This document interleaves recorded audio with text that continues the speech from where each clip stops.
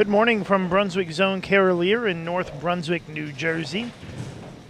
Second round of match play here at the Bowlmor AMF U.S. Women's Open. 8 games this morning. And 8 games again this evening at 6 p.m. Eastern Time on Bowl TV on Extra Frame. I'm Lucas Wiseman. Thanks for joining us. Our opening matches for the second round, Shannon O'Keefe against Leanne Holsenberg and Nuhui Finn against Rocio Restrepo.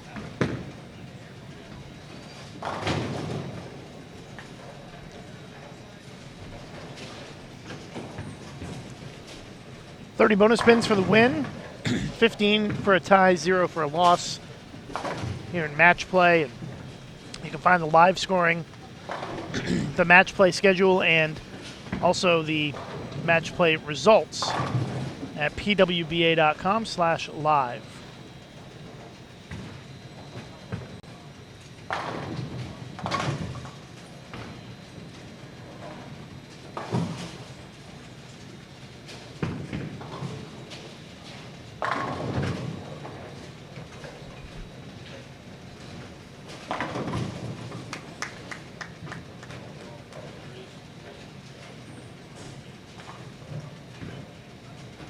Liz Johnson leading the tournament by a wide margin.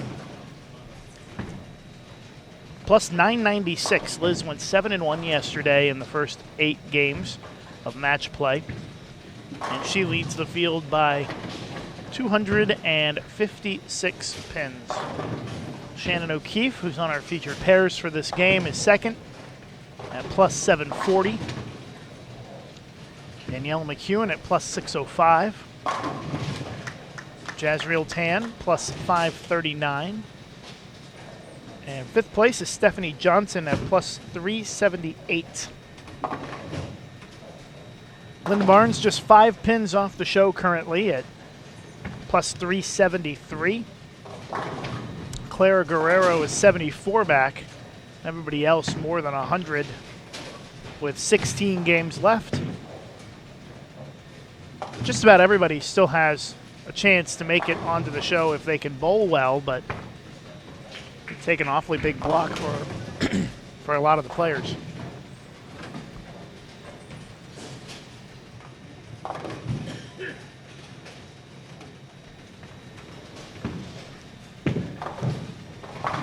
Leanne Holsenberg down in 21st place at plus 33. Leanne currently 345 pins off the show.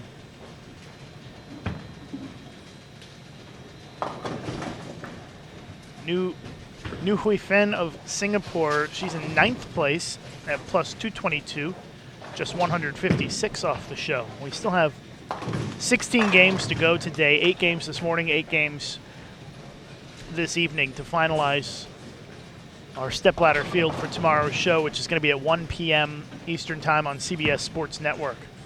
Shannon O'Keefe, high flush strike. And unlike yesterday's first round of match play, we are bowling on the fresh today, at least in this round. There's one re-oil a day, or one oil a day. There's no re-oil in between blocks. So we're going to bowl this round until about 1:30 p.m. Eastern Time, and then players will have an extended break and come back on the lanes at 6 p.m. Eastern Time for round 3 of match play here at the U.S. Women's Open.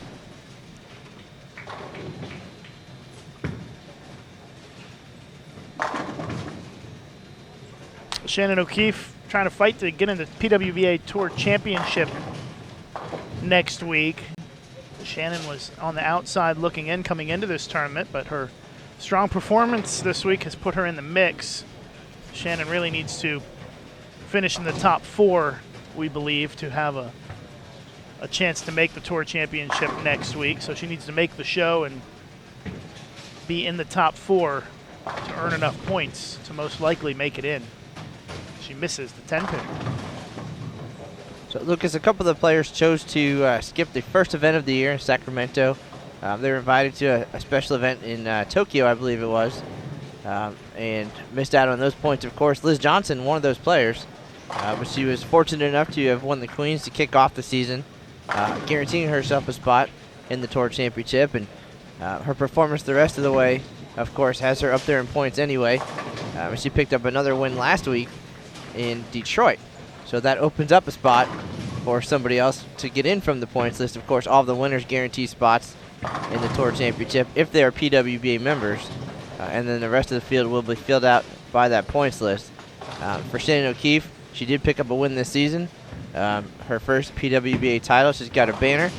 But that one event actually didn't count for points. And did not get her a spot in the Tour Championship. It was the Lucy Mixed Doubles. She won that with Bill O'Neill. So, pretty interesting year. Just some little details like that to make it interesting and fun for the fans, of course, to follow along, and for the players now fighting their way into that special event. It is considered a major down in Arlington, Texas. So the third major of the PWBA season. We're going to finish with back-to-back. Liz in position right now, looking to potentially win both. As she said yesterday when we chatted, that in the years that she's won the Queens, or in the year that she won the Queens, she did not make the U.S. Open TV show. And in the years that she won the U.S. Open, which was 3 times, she did not make the Queens TV show. So first goal, of course, now to make the show here and see if she can have a kind of a dream season now and prove to the youngsters out here on tour that she's still got that fire and that talent. Jason Thomas just handing us the current PWBA Tour Championship point standings after 40 games here at the U.S. Open, and it's basically the points list based on if the players finish in the position they are in now, who would make the Tour Championship. And I can tell you who already has spots: Liz Johnson, Stephanie Johnson, Diana Zaviolova, Liz Culkin, Amanda Green, and Alicia Current are all in. So that's 6 spots taken. The champion this week will earn an automatic spot, unless it's a repeat champion. And then, of course, there are only 3 of them who are in the cut. No, four of them who are in the cut that can do that. And if there's a repeat champion, an extra person makes it from the points list. So it would be 10 from the points list, potentially, that will make it. Or maybe, 10 from the points list. And right now the cut line would be Brianna Caldwell, who we had on our live streaming last night. She's on the cut, on the bubble there, just 60 points behind Missy Parkin. So, well, we also have a pretty strong contingent here from Singapore, and they are not members of PWBA. So Jazreel Tan winning earlier this year as a non-member, not getting a spot. Should one of them rise to the top here as true. well? But none of them are counted into this points list because they don't earn any points. If you're not a PWBA member, you don't get any points. So for our hypothetical points list, they don't have any impact, but it would, and they wouldn't really have any impact if they won either, because it would just stay on the points list. The only way it impacted is if somebody who's outside of this top 16 wins, like, for example, Leanne Holsenberg or Linda Barnes, Sandra Gongora. If they were to win this week, that would knock that the number of people coming from the points list down from 10 to 9. Shannon O'Keefe back-to-back opens, still leading against Holsenberg by 3. And Rocio Restrepo up by 10 on New Hui Fen.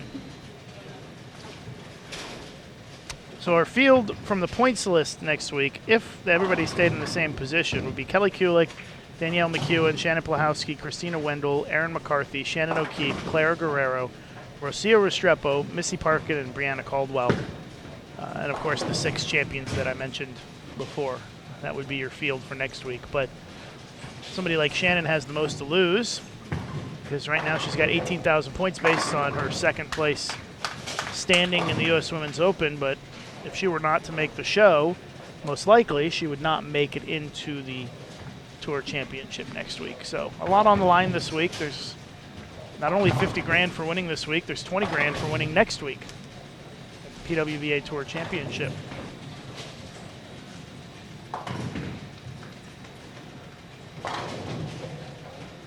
Well, that could be a pretty nice 10 days for somebody.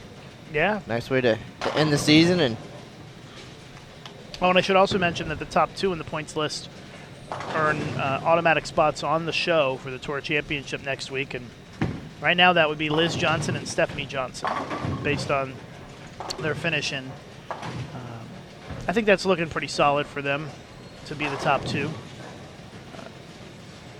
It could still change. Kelly Kulik can still get in there, depending on how things finish up this week. But right now, Johnson and Johnson in the top two spots in the points list. That'd be a pretty nice feeling knowing that you're guaranteed at least $5,000 just heading into next week without even having to throw a ball. All right, don't even have to bowl any of the matches in the bracket, just right onto the show. And positions 3 and 4 also receive a bye next week. But they're not on the show. They just receive a first-round bye. And right now that would be Kelly Kulik and Diana Savialova. Of course, Diana did not advance to match play this week. She only earned 2,900 points for her performance this week.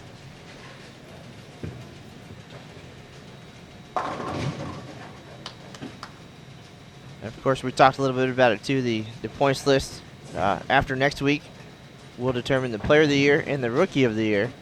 And pretty amazing to think that all these top players we've been watching internationally and at these top events for the last decade are rookies. Yeah, somebody like Stephanie Johnson, she's really in the driver's seat for the rookie of the year right now.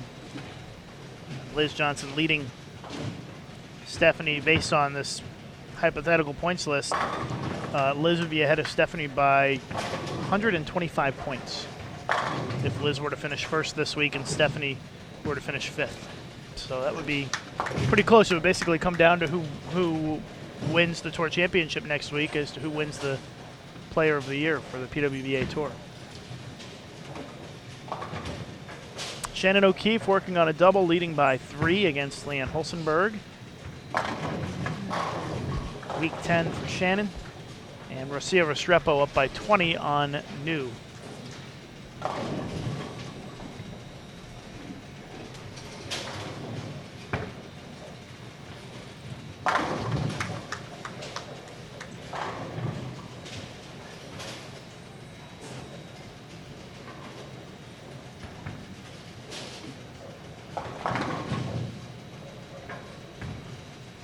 Standings and live scoring available at pwba.com/live. If you'd like to check that out, you can see the frame by frame for any of the matches across the house using our live scoring.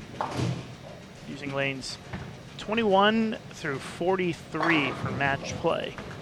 They're setting up the TV set down on 1 through 16. I think 7 and 8 is our TV pair this week. You'll be able to watch the show tomorrow afternoon at 1 p.m. Eastern Time on CBS Sports Network. Make sure you set your DVR for about an extra half an hour, I would say, just in case we run long. I don't want anybody to miss the end of the show.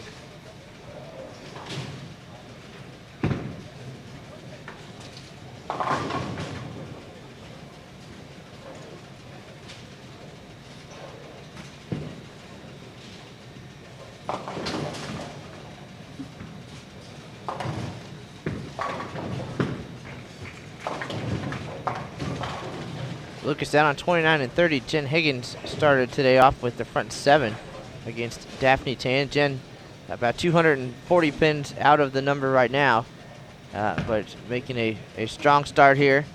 Again, 16 games of match play. A lot can happen. A lot of bonus pins out there, 30 pins a game, and you mentioned it. A lot of changes can happen along the way, and it's going to get exciting here later this afternoon here on Extra Fame and here at Brunswick Zone Carolier. Nice crowd last night for match play, and a little bit of a lazy Saturday afternoon right now here in New Jersey, but no doubt the bowling fans will turn out as the day progresses.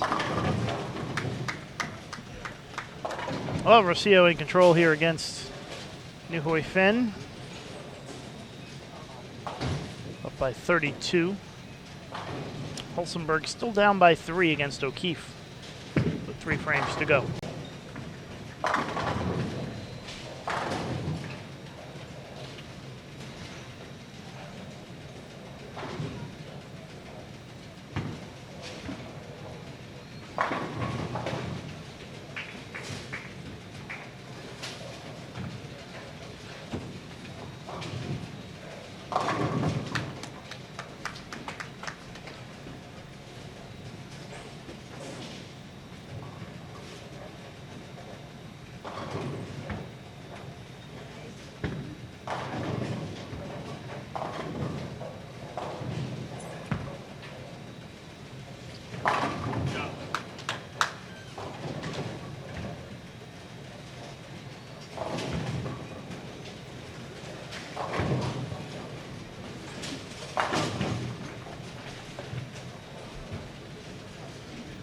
Good match between O'Keefe and Hulsenberg to start off our day.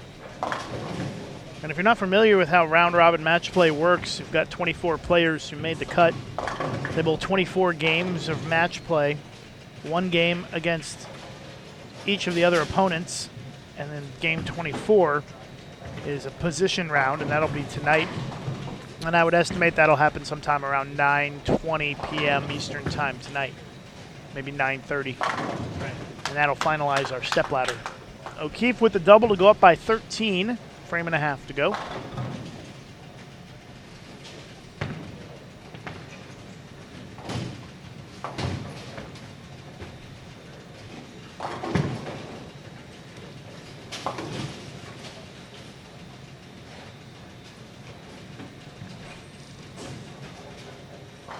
Few pairs away, Liz Johnson cruising against the left-hander Shannon Pluhowski. A nice start to the day for her. And she talked yesterday that during practice she tried some things that she hadn't tried all week through 24 games of qualifying. Pulled out some different equipment and went to her comfort zone, playing the outside part of the lane, and absolutely destroyed them in the 8-game qualifying round. Turned a 230-pin deficit into a 70-pin lead, and has not looked back, going 7-1 and now 8-1 most likely here to start the day.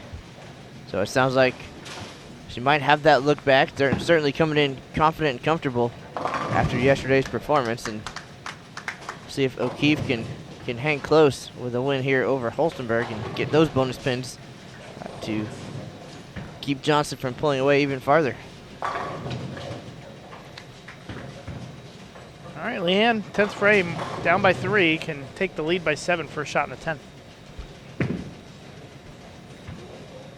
Leanne looks like she's throwing the ball pretty good this morning to start things off.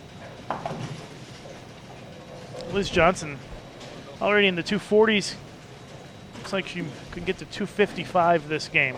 Continue her hot start.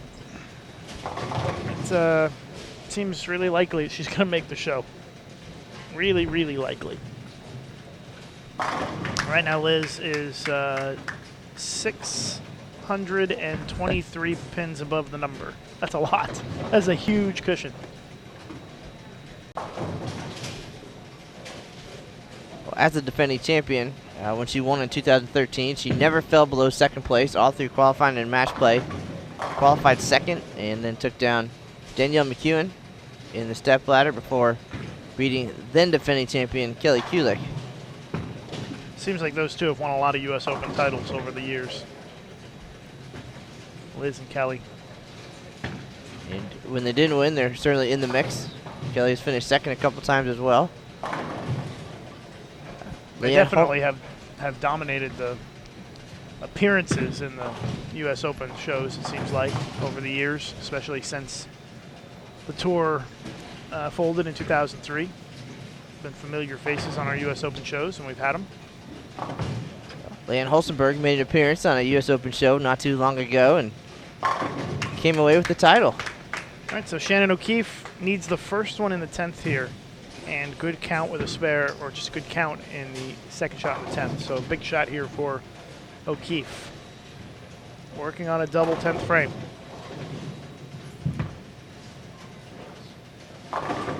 Gets the strike. 3 in a row for O'Keefe, and she is just a few pins and count away from the win. 9 spare would be 204. And Hulsenberg shot 201. So we'll see if Shannon can close out the victory here as Restrepo. She's going to be in the 230s with a win this game. Rocio all the way down in 19th place, however. All right, here we go. O'Keefe trying to close out the win in game 1 this morning.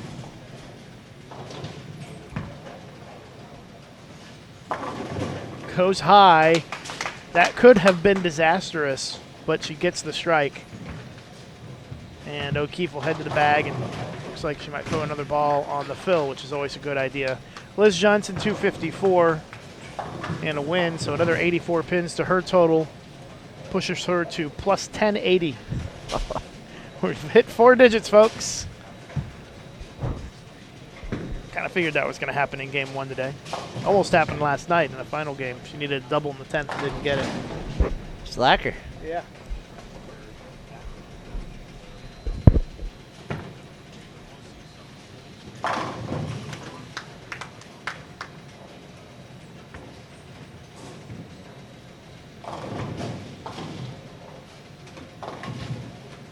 Fill ball for O'Keefe. She's going to be at 215 with the win, so add 45 pins to her total with a strike here. And the 10 pin doesn't go, so we'll deduct a pin from that, make it 44. Put her at plus 784. So a good start to round 2 match play for O'Keefe.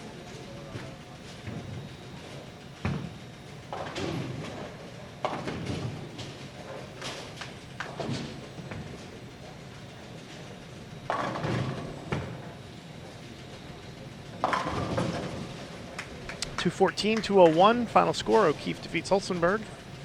And Restrepo 234. New Hui Finn can only get to 183. New has her penguin jersey on again today. This one, yesterday she had one big penguin. Today they've multiplied into many smaller penguins.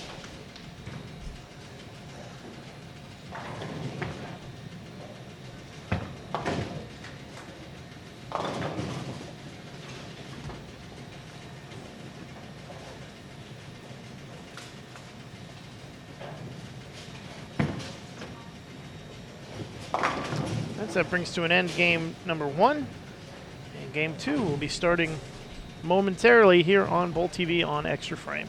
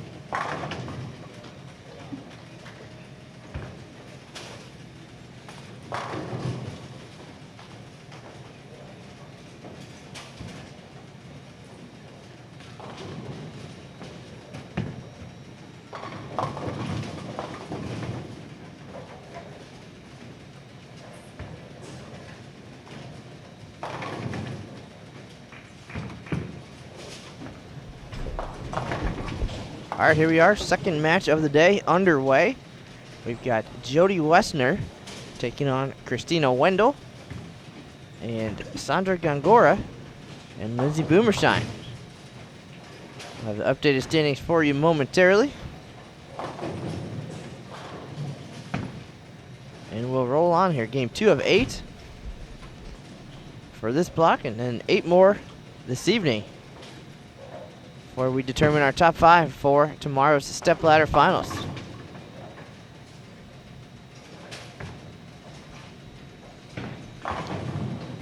Wendell coming into the day in 15th place. Jody Wessner down at 18th. Gongora 16th, and Boomershine in 20th. So a lot of work for these 4 ladies to do here in 16 games today.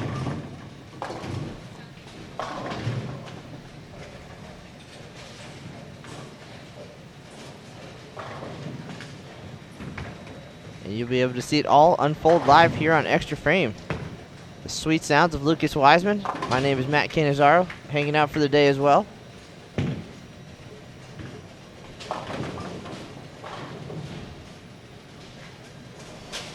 A lot of talented players who didn't make the top 24 spending some time with us here at Brunswick Zone Cavalier, so see if we can get some of them on to talk about their experiences this week. Grueling format, 24 games of qualifying over 3 days for the entire field of 153. Then it cut to the top third, which was 51 players. They bowled 8 more games yesterday morning, and then the top 24 advanced to round robin match play. So when it's all said and done here in New Jersey, 56 games will determine our 5 finalists. Going back to the U.S. Open tradition, 1 oil per day. So they should be pretty sparky by the end of match play tonight. We know they were hooking pretty good last night.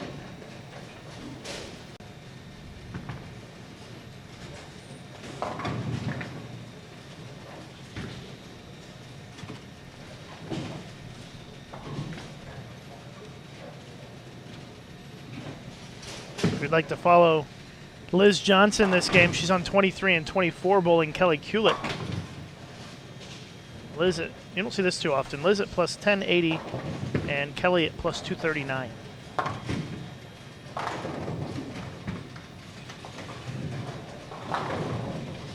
Kelly's been in the mix quite a bit this year, made a few shows, and yet to come away with a victory here in 2015.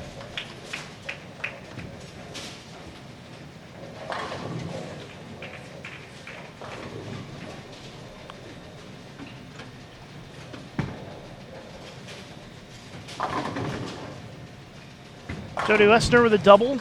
She has the lead on Christina Wendell by 24 after 3 frames. Sandy looking for a double of her own here. And she gets another strike. Takes a 2-pin lead on Boomershine.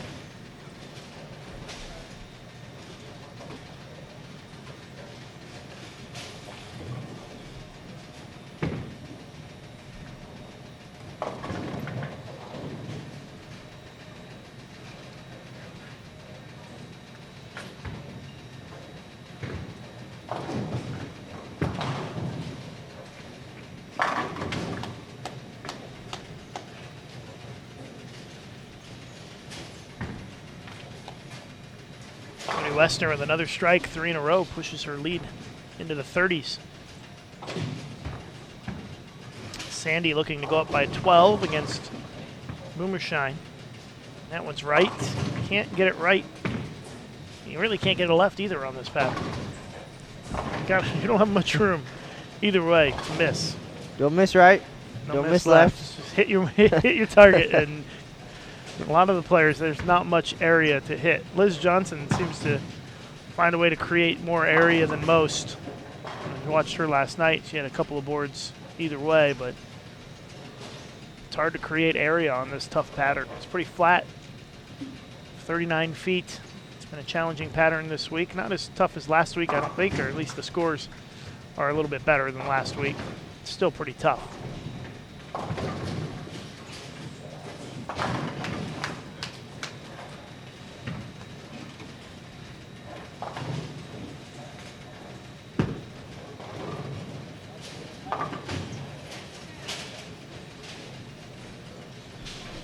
Another open for Christina. Back-to-back opens.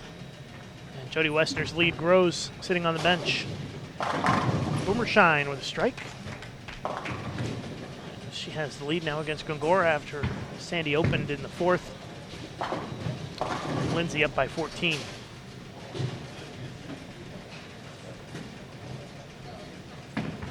Once again, live scoring available at pwba.com/live. You can see the frame-by-frame for any of the pairs across our match play field and follow the matches. You can follow your favorite player that way if you're interested in Liz Johnson and Kelly Kulik, 23 and 24 right now.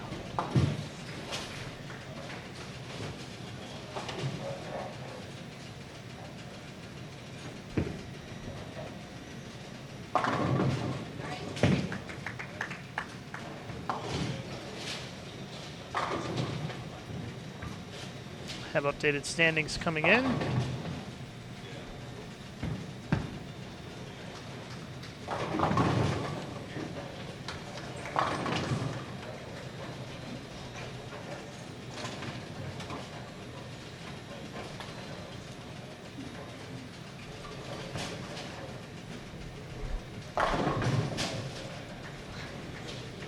Liz Johnson at plus 1080 after 41 games, 8-1 in match play.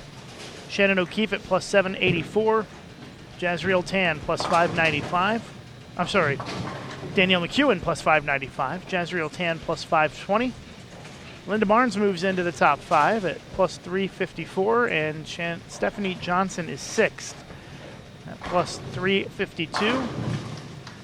And Claire Guerrero right there as well, plus 345, just 9 back of 5th place. So looks like Liz's lead on 6th has grown to 728 pins. Went up 100. And that's mainly because Liz shot 254, Shannon O'Keefe 214, McEwen 190, Tan 181, Barnes 181, Johnson 174. So really all the players behind Liz didn't shoot big numbers, and Liz did, so the number has grown to 728 pins. I guess she doesn't feel one bit bad about that either. No, not at all. And actually it helped Shannon O'Keefe as well, because the 4 players in the standings behind Liz and Shannon all lost and shot 190 or less. So that actually helped Shannon O'Keefe as well. Shannon is now 432 pins inside the show. So Liz and Shannon looking pretty good here early on, but we still have 15 games to go to add to our standings here in match play.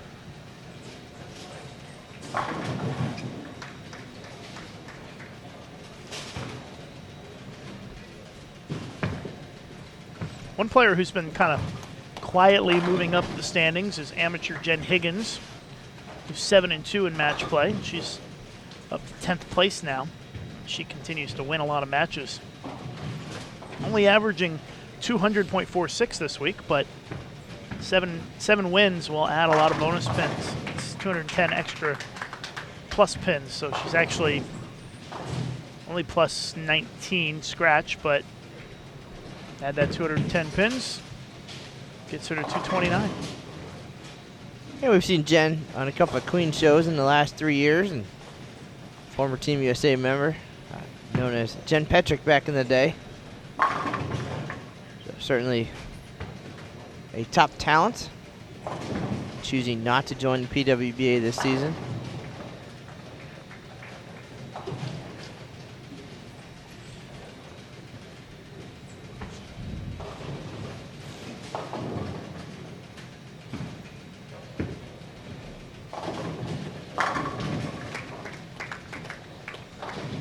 Bowlmor Shine taking it to Sandy here this game. 4 strikes in a row.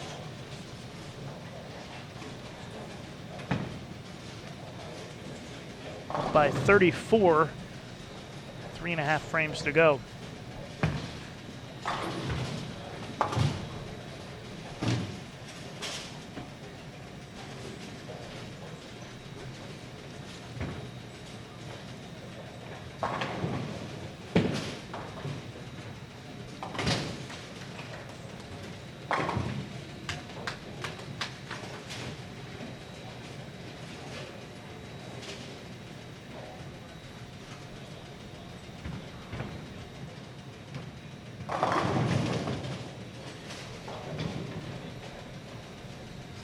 Let's check in on see how Liz and Kelly are doing.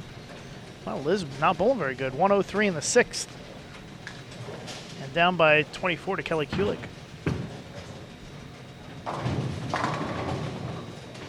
Kelly is in 10th place, currently 164 pins off the show, which is very attainable with 15 games left. There is a pretty big gap between 4th and 5th, Matt. Jazreel Tan at plus 539 and Stephanie Johnson plus 378.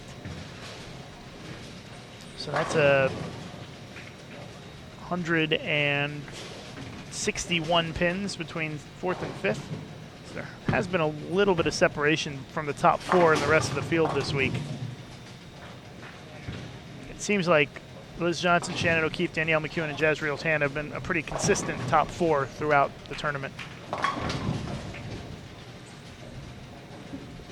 Well, I think due in part to their ability to adapt a little bit and their versatility, both Danielle and Shannon, even Liz yesterday, told me they tried different things each day that they came to battle with this 39-foot pattern, and they have a lot of tricks out there that they can use. And of course, when you see a burn squad and a fresh squad, their strategy is going to be a little bit different, but they've made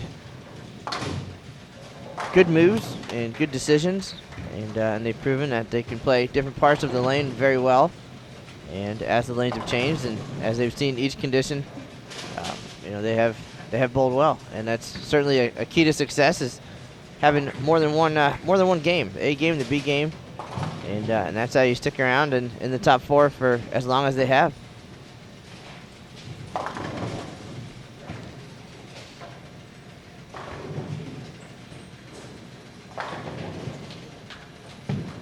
Lindsay Boomershine, for example, got off to a great start on the opening day of qualifying, and then was able to maintain throughout the next 2 rounds to get to that 4th round, and then of course here into the top 24.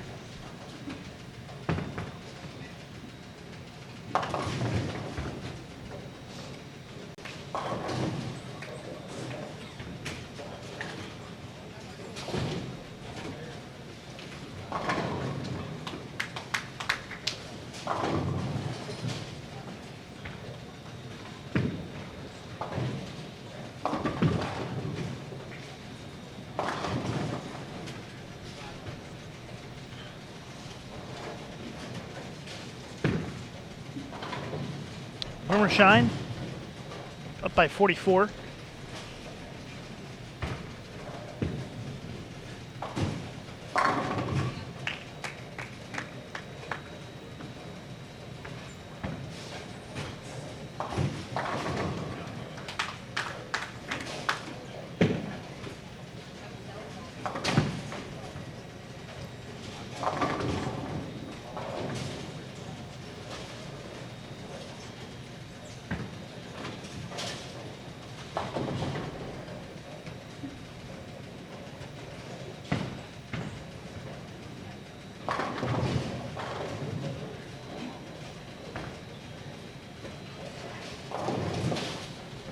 Gongora looking for a double.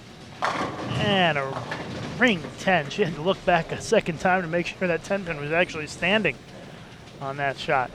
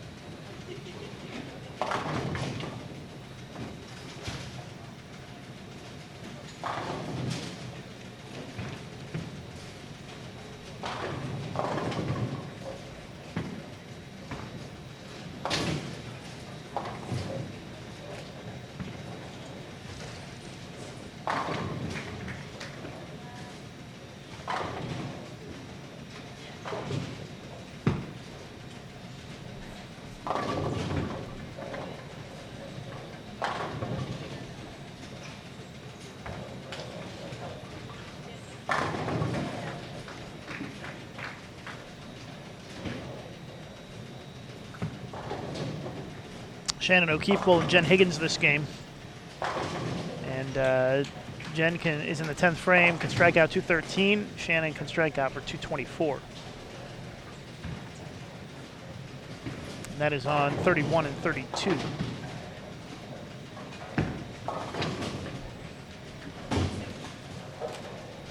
Liz is potentially on the verge of losing a rare game this week. She is trailing Kelly Kulik by 14 going into the 10th with both players working on doubles.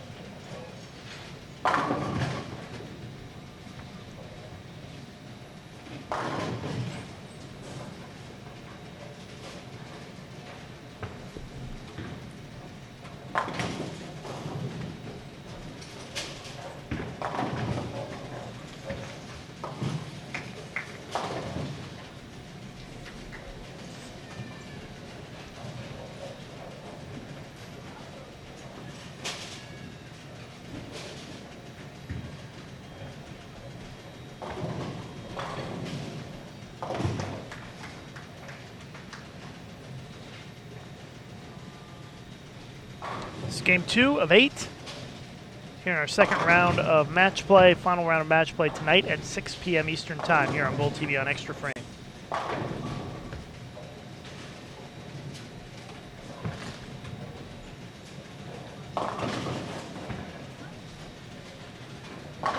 Well, Liz Johnson only shot 206 this game.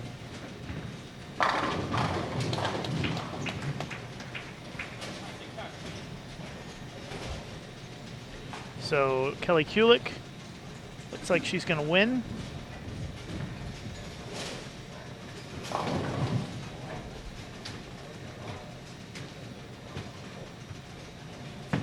With good count on her first shot. And a spare. So we'll let you know in that battle of the Titans down there between Johnson and Kulik. Shannon O'Keefe on the verge of a win here with the spare and count. That'll get her about 30 pins closer. She's coming our direction to get a ball out of her bag.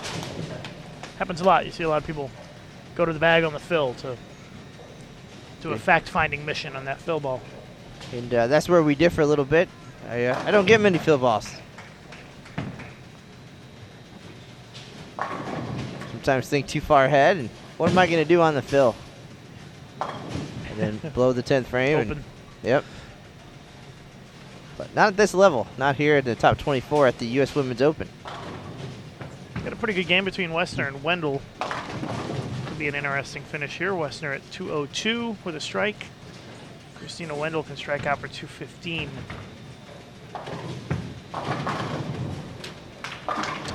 So Christina is going to need the first one in the 10th.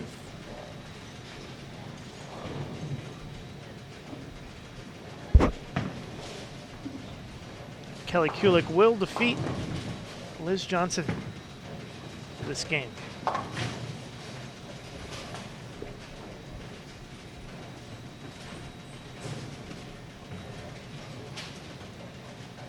Christina Wendell needs to step up here in the 10th, make some shots to win this game, and that's a big strike. 4 in a row.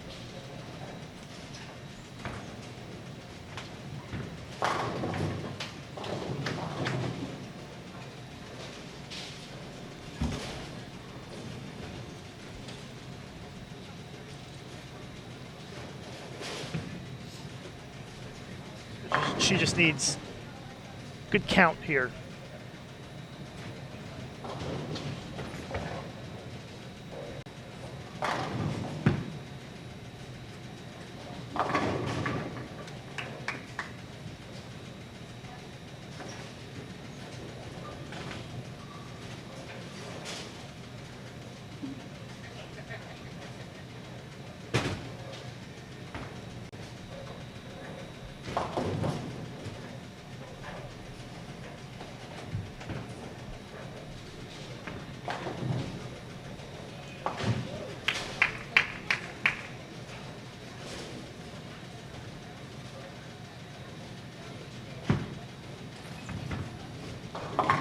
Good finish for Christina Wendell.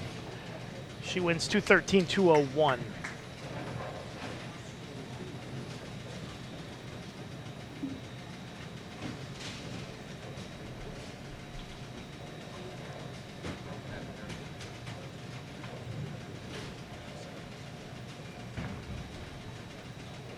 Game 3 coming up momentarily.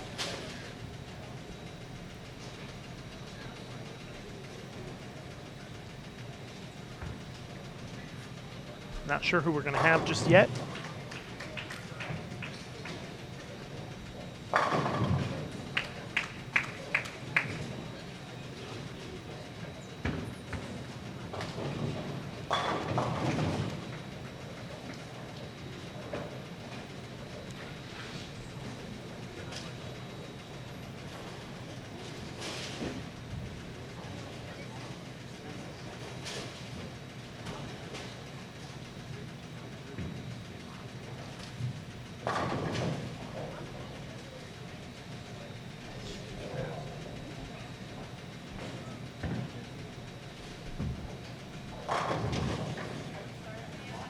Looks like we're going to have Jen Higgins in the next game.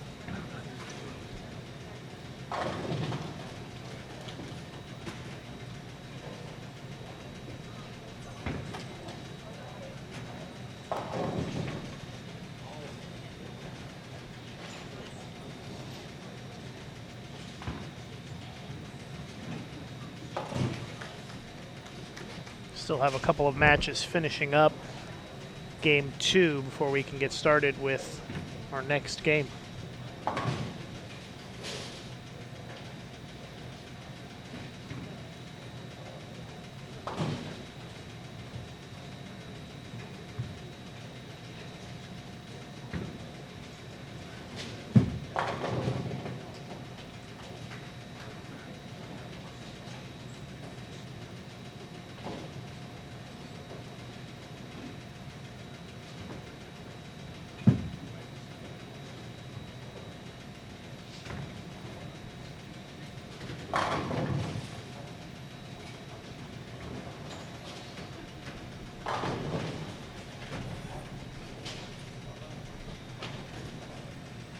Aaron McCarthy, Trisha Reed, 37 and 38.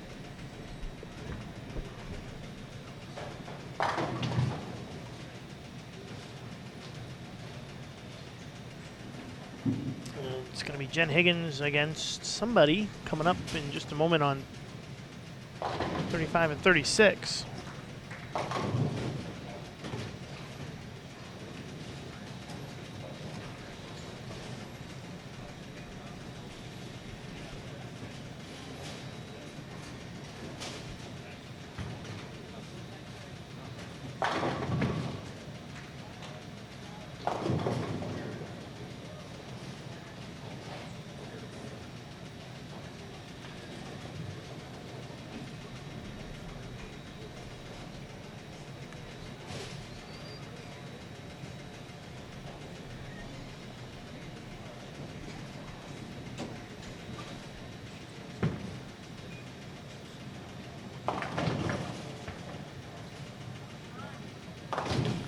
All right, Aaron McCarthy to start things off.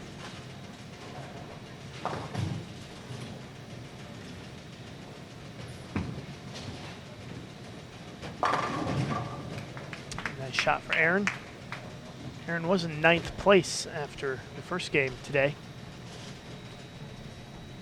Plus 234. Looks like she's now 220 over.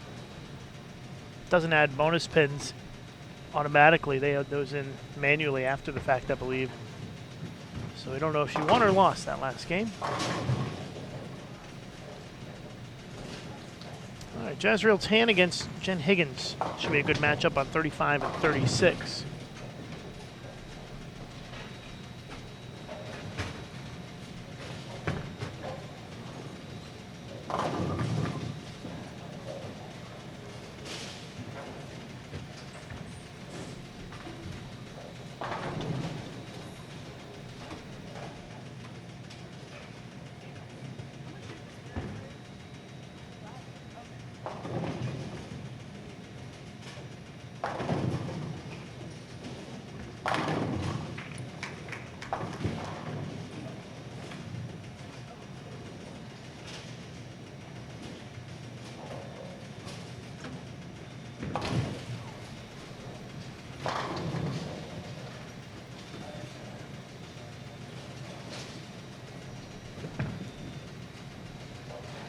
Jazzy through the face, 3-6-10.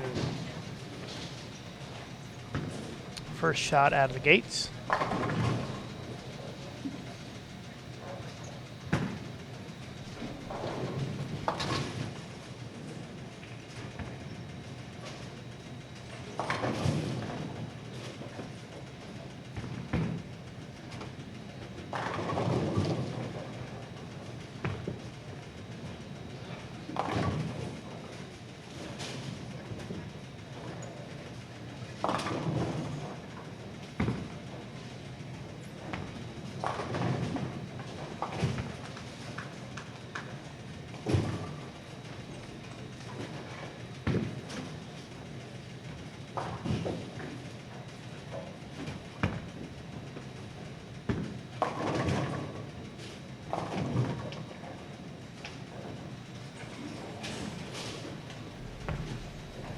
All right, ladies and gentlemen, we are settled in for game number 3 of 8 here on our second match play block. 8 games here.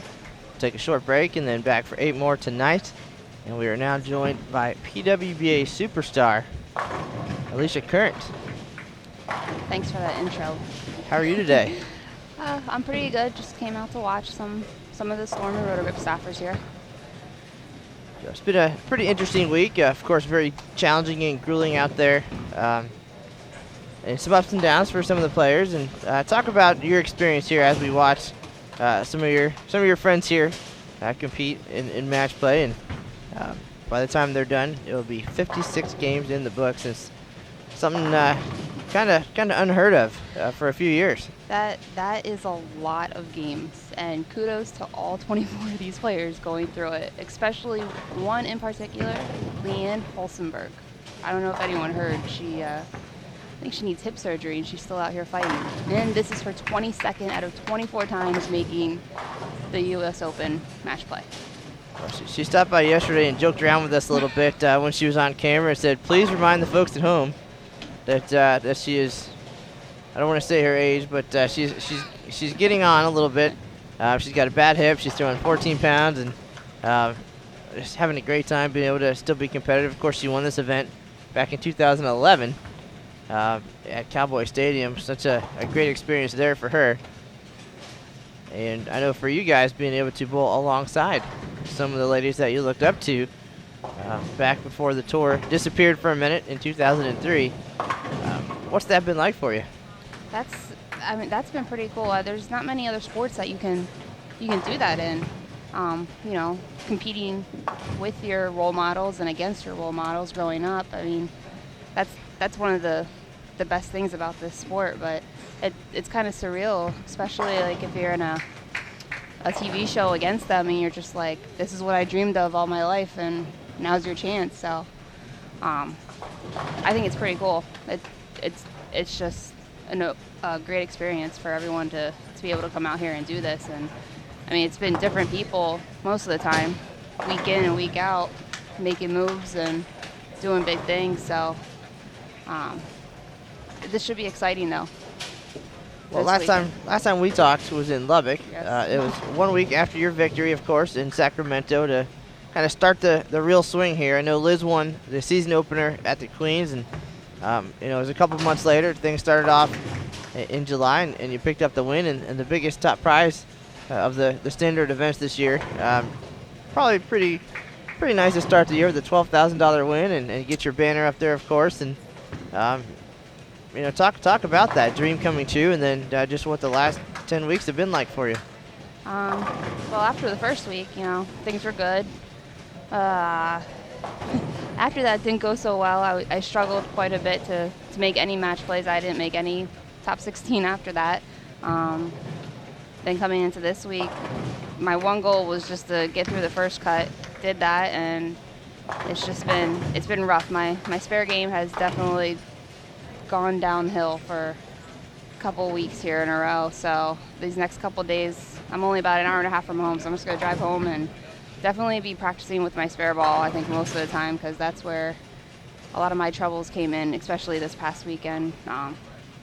So, I mean, it's been rough, not on my body, but mentally, and that's something that I just need to forget going into next week down in Texas for the Tournament of Champions, and hopefully do some work down there and get my confidence level back up to where it needs to be. All right, well, you fought this week to get into the top 51 and came up a little bit short of match play, but certainly a very challenging condition. And for everybody, 24 games, and then for you guys, 32 games to get there and get close. And you mentioned the PWBA Tour Championship coming up next week. Of course, all the winners who are eligible automatically qualify for that. So you'll be headed to the ITRC in Arlington with the other winners, and the field filled out from the points list. We should know, obviously, by the end of tomorrow who those folks will be. Yep.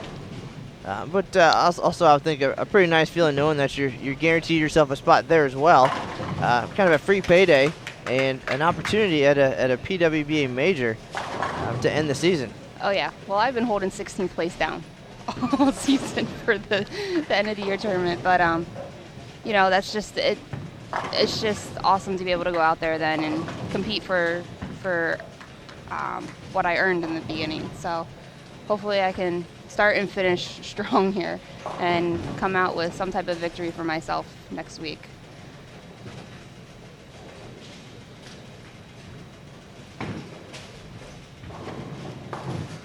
But I think the points list, we were looking at it yesterday, and it's pretty much settled, I think.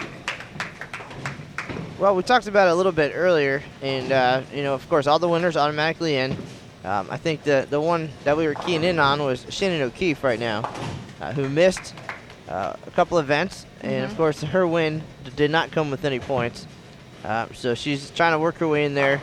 I believe Lucas said that she'll need to finish in the top 4, make the TV show, to give herself a chance to get in that number.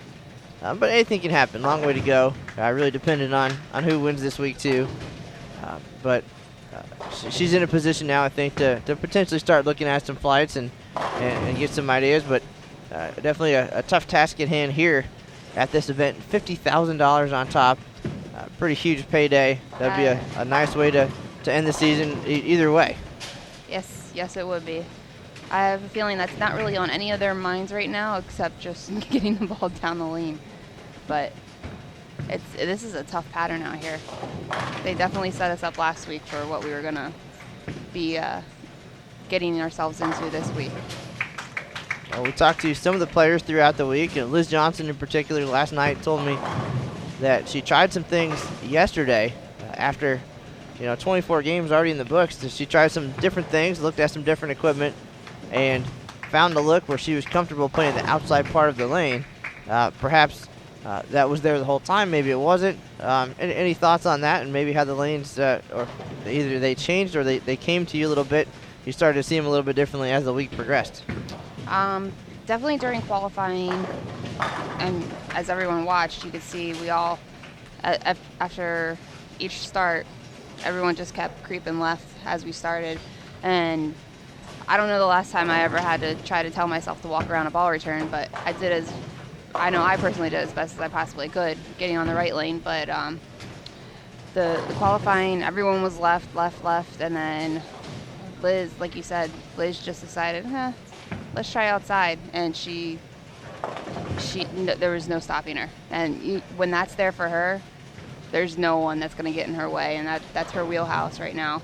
But you can tell she's very versatile as a player, and these young ones aren't going to stop her from doing anything. But yesterday, during the burn, I know some of them tried to play out there and were successful, but I don't know. This pattern is just getting weirder and weirder as I watch here, not knowing what you need to do. I was talking to Lindsay. She's like, oh, it's hooking a lot inside, so she tried out. And then all within a game, she moved back right back to the left. So it's definitely a very, very demanding pattern that it's starting to play out here. So anytime you give Liz Johnson that outside line, that is her A game, and she definitely took advantage of it. Yesterday morning came in, she was down 200 and something pins. By the end of the day, just that 8 games, she was up 70. Yep. And then increased that even more to 250 after one round of match play. She went 7-1. Today, she's 1-1. Lost her last game, but she is now the leader still by 270 pins over Shannon O'Keefe. Those two really running away from the field a little bit. Of course, a lot can happen with all the bonus pins. But Danielle McEwen hanging in third place, about 150 back of Shannon. And Danielle's only got 4 wins so far, but still hanging in there. She had a good head start after the first couple days of qualifying, which is always important as pinfall carrying over through the whole 56 games. Yes, it is. Jazriel Tan, we saw her win in Lubbock, and she is 4th at plus 562. And then there's a significant drop off there. Linda Barnes in 5th, about 220 pins back at plus 345. So probably a little early to say that the top 4 are running away with it, but you can probably say it's looking pretty safe for Liz. She can maintain any kind of momentum the rest of the way. Yeah, I think the top 2 are pretty much sealed deal, but like you said, anything can happen. Someone goes off and gets all their matches won, that's an extra 400, 500 pins there, and if they're at least shooting 2-0 and winning, it's all plus. So, I mean, anything can happen, anything at all. Linda Barnes had a big day yesterday to jump up in the standings. She is 5th, just 6 pins ahead of Stephanie Johnson, who's had a pretty spectacular year. She picked up 1 win, a couple of runner-up finishes. She's your points leader coming in, potential player of the year, rookie of the year. So definitely a lot on the line these next couple days and next week, of course. But some really consistent performers throughout the whole tour. And in talking to Danielle earlier this week, something that you guys really aren't used to. You've bowled the Queens, then a few months later came back and bowled the U.S. Women's Open, and not too much in between necessarily. But this has been an entire summer of week after week after week, traveling, bowling. It's exhausting. It wears on you. But I think the adrenaline and the reality of a dream coming true kind of offset that. What do you think? You nailed it.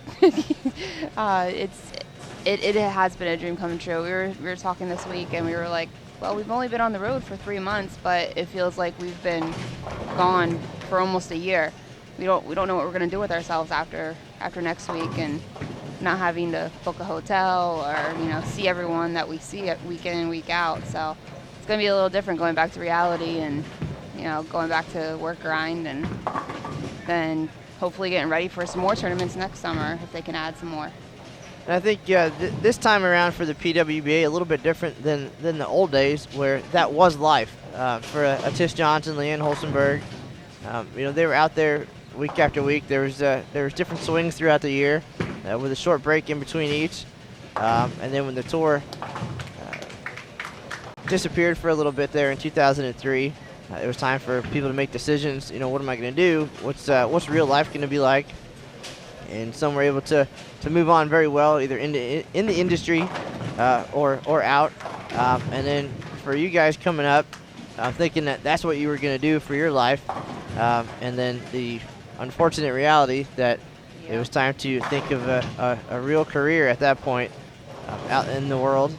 And now you are fortunate enough to kind of have the best of both worlds, that the timing was right during the summer, that school was out, but now you get to go back to reality, which is a steady job, a steady paycheck, but at the same time, it's also bowling. So talk about where you're headed after next week's event. After next week, that's where my other crazy schedule starts, and getting down to Delaware State University, where I coach at, and going down there, you know, throughout the week, having practice days, workouts with the girls, ball choices, making sure we got all of our equipment ready to go for October 1st, so when we can start practices with team. And from there on out, 2 weeks in, we have our first tournament. So the next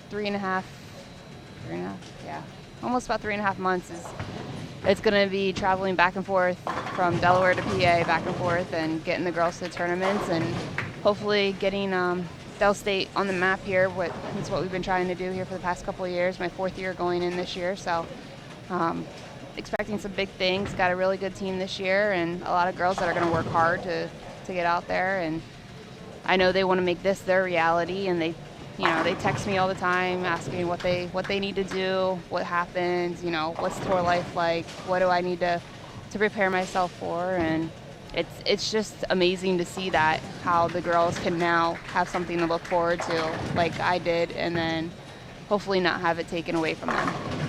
Well, we're of course talking about NCAA bowling, a special world that started back more than a decade ago, that gave you ladies the opportunity to bowl in college and stay sharp. And I think that's something that really is important in looking at the field here this week and the top talent we've seen all summer long. Looking at our match here, Erin McCarthy, she bowled at Nebraska and got some of that NCAA experience, then went on to Midland and had a successful time there. And all the players coming right out of college, out of junior Team USA, bowling for other countries. Jazreel Tan, a top player from Singapore, and had a great career at Wichita State. And then just a couple of years removed, being able to come out here and I really didn't miss a beat at all. You think with no tour and graduation and real life taking over, that you get a little bit rusty, things go away, but the talent level has maintained, and it's been pretty incredible the last 2 or 3 months here. And even now we're seeing a couple good matches. A long week coming in, getting close to 48 games here now. But on our right-hand pair, Erin McCarthy leading Trisha Reed, the left-hander. We saw Trisha back in 2008. She was the runner-up at the U.S. Women's Open, falling to Kim Terrell-Kearney in the championship match. And kind of a battle of the experienced veteran, taking advantage of the couple opportunities there were to bowl, and the youngster. And now Trisha, when she's able to, can compete in these events kind of full-time. Yeah, I think she's been competing here the last 2 or 3 weeks on tour. We haven't seen her in the beginning of the summer, but she's definitely a threat on the left side there with her game. So she's almost at 100 over. I mean, anything, like you said, anything can go. The games look like they're starting to pick up here a little bit, more strikes. So we'll probably see a little bit of movement here in the standings, I think. Well, Trisha and Erin with a little bit of work to do, and Trisha especially here stepping up can close this gap a little bit heading into the final frames of this match. She's going to finish first, so she can put the pressure on McCarthy. Trisha, one of 2 lefties in the field here in the top 24. Shani Pluhowski, the other one, of course, a very familiar name. She's won just about everything there is to win, and a great shot there for the double. And we saw her throw some big shots yesterday to make sure she made it into the top 24. And our other match didn't start off as strongly. Some mistakes along the way, and Jazreel Tan in control here, working on a double as Jen Petrick Higgins opens in the 8th frame there. It's funny to see all you guys grow up a little bit over the last 10 or 12 years and go and get married and just all the transitions and all the changes. Yeah, there's been a lot of that. Another good shot from Trisha for 3 in a row.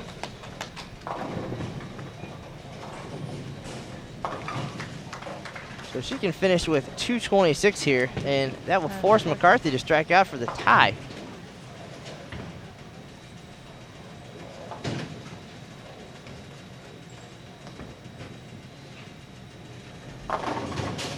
Jazzy She's so good.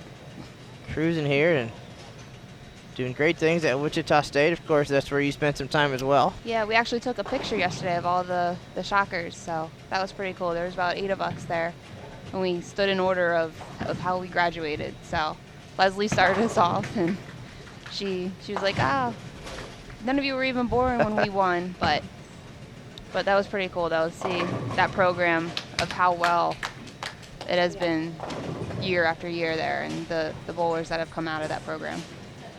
Well, now even more incentive to take the collegiate challenge and stay sharp and get ready for the PWBA, which is a 3-year commitment. So it's not going anywhere anytime soon. As much fun as you guys had this summer, you get to do it 2 more times at least. The support has been great. I think all the events are very well received by the players and the fans. I know in my experience,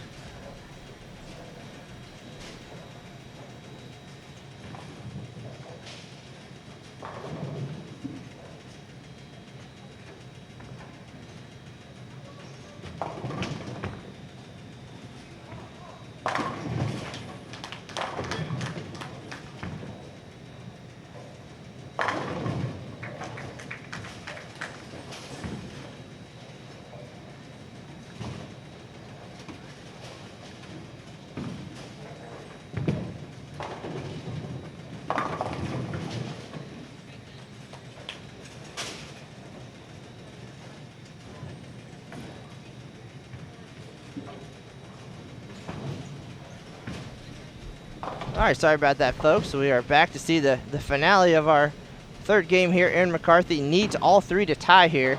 There was a great shot, leaves that 9-pin. Terrible break. She's been getting some terrible breaks. She put it where she needed it too. That's hard. And she, of course, knows how to throw the big shots. Again, a collegiate standout, and finished 2nd at the Queens this year to Liz Johnson. So she started off the year very well and has been a consistent performer. You can't throw it any better than that in that situation. Yeah, you can't. And it's hard not to be disappointed in that, but you gotta take it and move on. I mean, 2-team. Well, Erin coming into this game, she's 11th, 125 pins out of the show. Those 30 bonus pins could have been very important, or 15 at least if she would have struck out. But you mentioned 2-team on this condition. That's a pretty solid score. Yeah. I mean, there's some pairs that are better than the others. I learned that this week pretty much the hard way, but you catch some good breaks here, and it's a totally different ball game, like Howie said. In our other match, Jazreel opened in the 9th, but she's in command here. Higgins can get to 174 with 3 in the 10th, so Jazzy would have to mark at that point. But Jen struggling throughout, just 1 strike here in game number 3. I think she'll be on her better lane though here. Looks like it.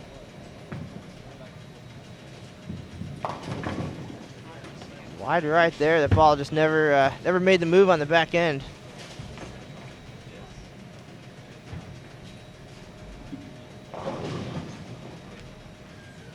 Jen coming into this game at 10th place, 116 out, and you're gonna lose a few sticks here as she shoots 150.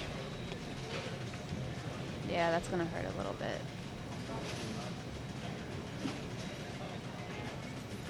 So Jazreel already in 4th place and well ahead of 5th. But picking up some more bonus pins never hurts. Shannon O'Keefe was not victorious in her match.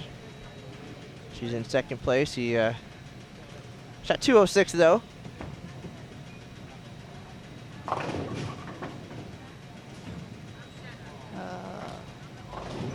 Is that 2-8?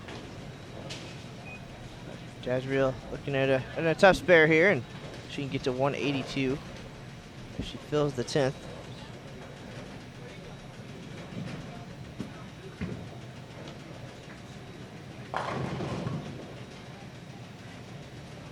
Who do we have coming up in the next matches here? Do we know that? I'm not sure, actually, just yet. We've been going with the element of surprise, and Oh, okay. as they appear.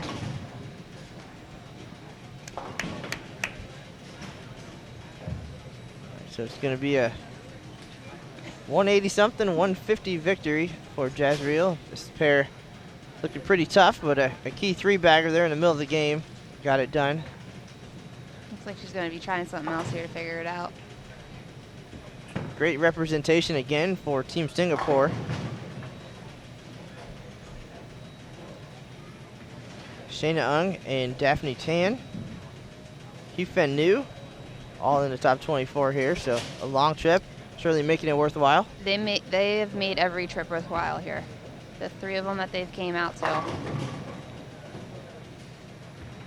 All right, 181 for Jazzy. She'll get the win over Jennifer Higgins, and we will have game number 4 coming up here in just a minute. Thanks for tuning in.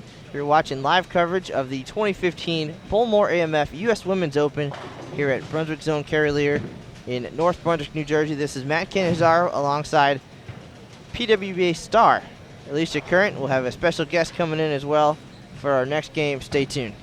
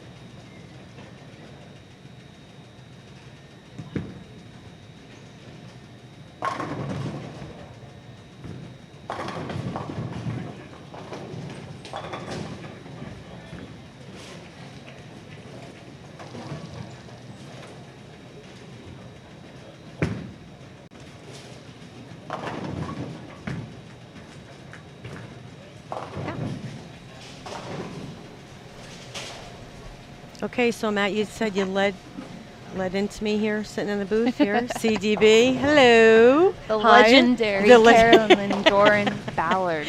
And I'm not dead yet. Hi, Alicia. How are you? Good, how are you? Good.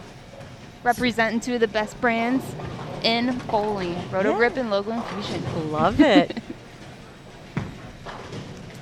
And Matt Service. O'Grady, how spoiled am I? Bringing me home-brewed coffee so I can have it here in the booth. Wow. I know. You are special. See what happens when you're an HOF? One day. Yeah, exactly, one day. I'll be there for it. So they're starting the 4th game here. And I'm sure you've discussed a lot of things on what occurred here this week. How important spare shooting. Oh, yeah. Found that out. Oh, yeah. Spare shooting. Actually, you know, even with you winning in Sacramento, right? First professional title. How important do you think spare shooting was even from that first week, even though you won and things might have, you trip a 4 here and there, but how important would you say that played on how you performed overall that week? That was probably the main thing, because that's what kept me calm and, just, okay, I made a spare. All right, let's get a break here, or, just throw a good shot. And that's all, that's all Jim and I talked about. Just make the shot, play the 1-3, get whatever you have to get. And that's what the game should always be. And just being a competitor, sometimes you forget that. I think we make it more difficult at times than we really do, especially when the lanes are tough. Mm-hmm. One of the things I know as I travel across the country, when I talk to a lot of the bowlers, especially doing clinics, is that when you're bowling on a sport pattern, it really is one shot at a time. You can't add the score up. You can't figure out, well, I'm only 20 off the show or making the cut. It's really about that one shot at a time, focusing on that, and then regrouping after that game and saying, okay, what did I do? What didn't I do? And what do I have to do to move forward? Yes, that's exactly what I tell my girls too when we're in tournaments. And, sometimes I forget that myself. But when I go back and I tell them everything I learned, so then that way they're not in the dark about anything. So.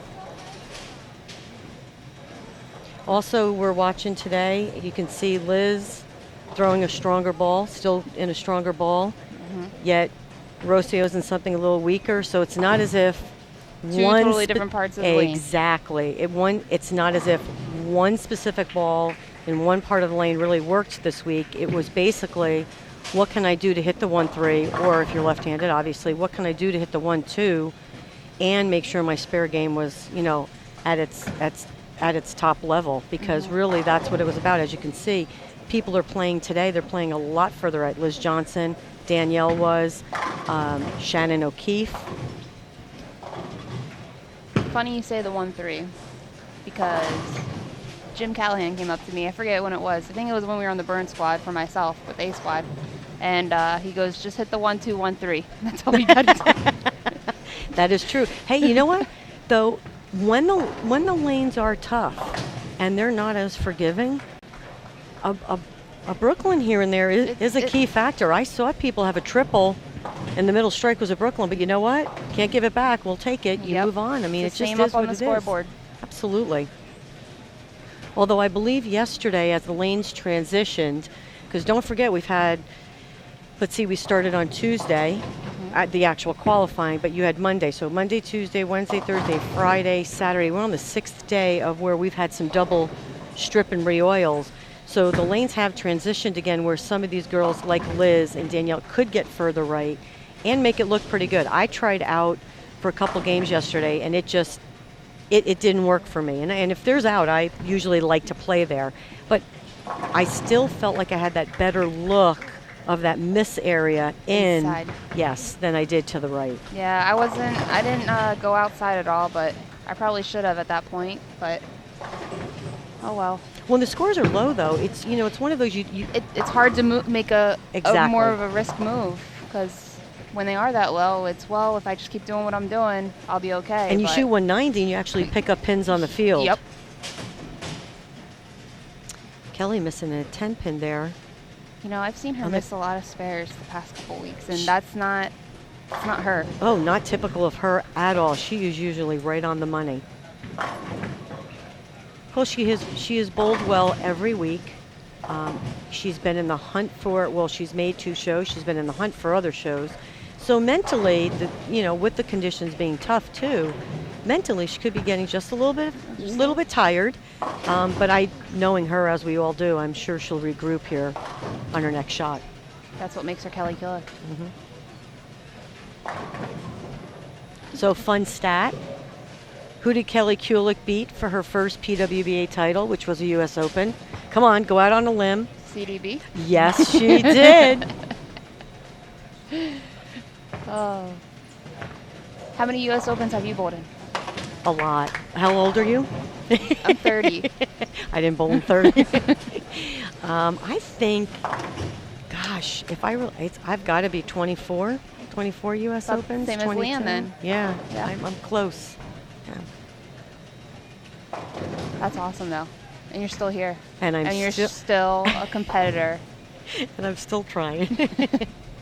But you know, that's one of the great things. If you even look at the field, even though we have the majority of the field is a much younger, stronger overall athletic field, one of the great things about bowling is if you do keep yourself in shape and keep up with the game and are willing to make some of those changes that are necessary as the conditions change, you really can still compete. You can. That is the best thing about our sport. And I do see a lot of us women are definitely taking advantage of those free hours in the gym or even with Heather DeRico's Bowl Fit program specifically for bowlers. So, I mean, this might be the healthiest PWA tour. Absolutely. I saw one of the key factors this week, too, is ball speed. And I've seen that actually over the last couple weeks, but really more this week. The girls that did try to play right created a little bit of hold, but it was with ball speed, not really the ball they were using or what they were trying to do with it. It was more about the speed. And one of the key factors, if you watch the round of 24 or even the live streaming during qualifying, a lot of the younger players have ball speed naturally, more so with a lot of, it's a little bit more of the upper body than with the lower body. Yeah. When it used to just be the lower body is what you really need to work on. So we have Rocio, Restrepo, and Trisha Reed. They're all tied up going into the fifth. Danielle has a slight lead over Liz Johnson, who plus 1141 is just absolutely phenomenal. Shannon O'Keefe and Jazz Reel. Shannon's down by 20 going into the fifth frame. A win for Jazz, you could help her in the standings a little bit, gain some momentum on, what is she? Is she fourth or fifth right now? She's been teetering back and forth out of that top five. She hasn't been lower than sixth. Right now, I believe she is in fourth. Or is this is updated? Just checking with my sidekick, Matt Canizaro here. Jazz Reel right now is in fourth place. Oh, yeah. Stephanie Johnson is in fifth. Linda Barnes is in sixth, only 12 pins out of fifth. Clara's still in the hunt, 54. Kelly. 86 pins out of the show. So there's a lot of important matches here, the last four to go before the nighttime round. Yeah, those numbers are pretty close, all the way down to 12. Shannon Bukowski. And really with the way the lanes are, 184 out, which is Shayna from Singapore. If you bowl a couple 2-0s, 2 teens, and win your match, you could pick that up in a matter of time. That's what Matt and I were just talking about as well. Erin McCarthy in 10th, tied with Christina Wendell. Erin McCarthy's had a good swing, bowled very well.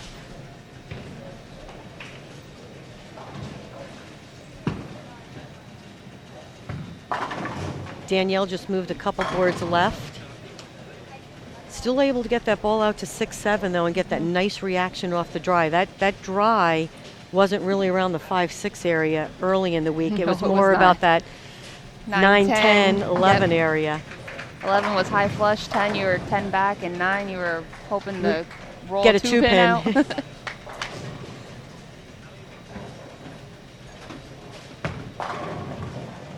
Now Stephanie Johnson, who's bowling over here against Linda Barnes, which is an important match because Linda's Linda's ahead in the match, 6th place, only 12 pins out.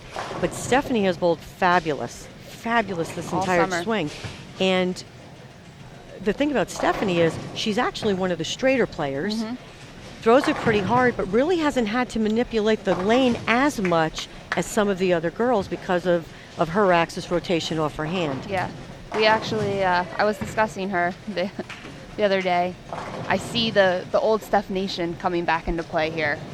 She had a couple years off there, and now, I don't know, I see what I saw in collegiate bowling and junior team and everything like that, and that's who I see back out on the lanes, which for her, that's huge. And I think it's a great asset, too, for the Team USA program. You know, bowling all over the world on a lot of different patterns. It does prepare them as to what they've seen in the past to maybe what they're seeing now. Yeah.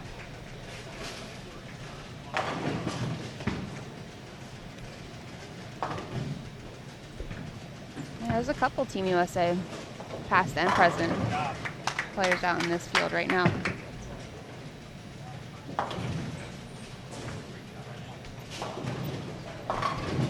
Danielle opening the door for Liz Johnson going into the 6th frame, and that's one of the things bowling against Liz. You can't really give her an opportunity because she's probably going to jump right over it.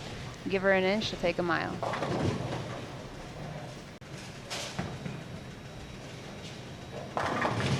Stephanie trailing Linda by about 27 pins going into the 7th frame.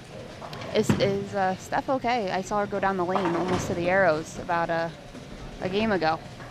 Yeah, I don't know what happened, but everyone stopped and she was out there. I don't like to see that. No. I don't know if she got shaken up there a little bit or not. Anita Arnett, always in the hunt. What a great bowler. Great regional bowler. She really is. Bowling Kelly, but after that missed 10 pin, Kelly Kuehle comes back with a triple. Like it never happened.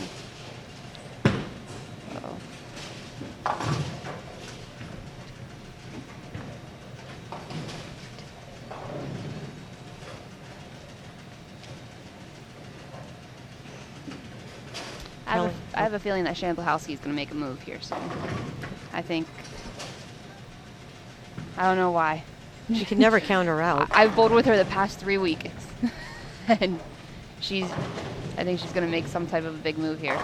And she's been the only left-hander to really bowl well. She's figured something out where she can keep her ball in the pocket. She's an excellent spare shooter. But you're right, you can't ever count her. Actually, you can't ever count anybody out. But she has so much experience. A ton.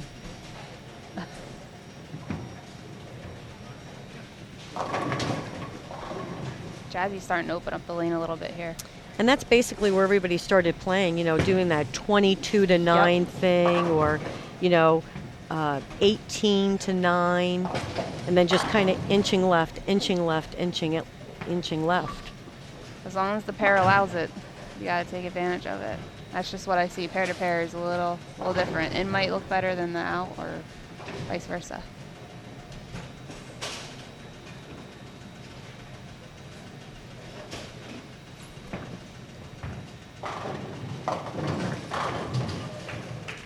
Shannon let that one go. She kind of waved her hand. She knew she got that one a little bit left. And like we said, not as forgiving any part of the lane, just that little bit going high, but she got a break and only left a 6 pin. Liz chopping a spare in the 7th frame, 118. Danielle, 103 in the 6th, getting up in the 7th. Opens the door. Right here.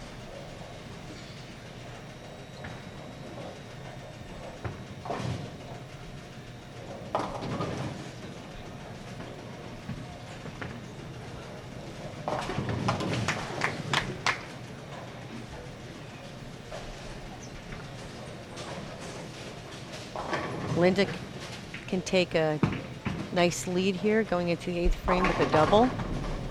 Good shot.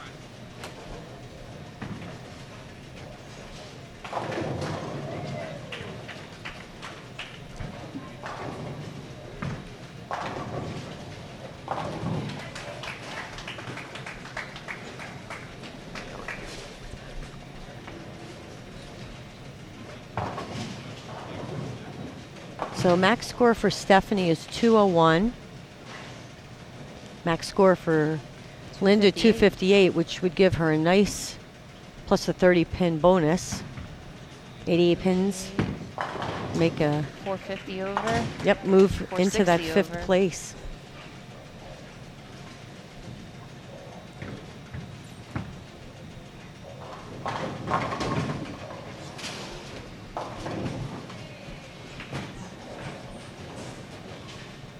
Shannon O'Keefe, great shot. Left the 7-10. Puts Jazzy in the lead. I'll tell you, Shannon's been the one too that's really used her ball speed to create a great look on the lanes the last few weeks. She did the same thing at the Lucy when she won. Yep. Now we just talked speed. These patterns have been speed sensitive. they definitely picked some good patterns for us to bowl on this summer. I like the bowling where you don't have to have the 7-bagger to pick up 10 on the field. I like the fact where Not you a shoot the strike fest. 201 and you pick up 20 on the field because you made all your spares and you stayed clean. You filled 10 frames. Yep. And of course, that's more the old school bowling. but I do, especially for majors, I like it to be a little bit more of a grind. Cream always rises to the top. It mentally, it has you focusing on what's important and what you need to do. And it's just not always about having the right ball or being in the right part of the lane. It's about figuring it out. The other tools in your bag that you have.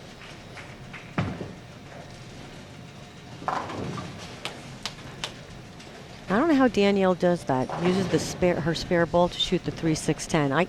3-6-9-10. I'm sorry. I don't know how she does it. I don't know either. I've been using my spare ball though this week to do that, and I think I made 3 out of the, I don't even know how many I left. What'd you leave? 25? Probably. And every time I left it, I was like, oh. But I think I've made it a different way every time too.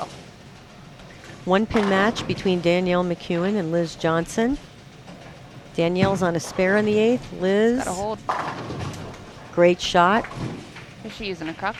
Puts all 10 in the pit. I'm going to look to see when she comes out of the ball return. I think she's used strong balls all week. Yep, it's crux.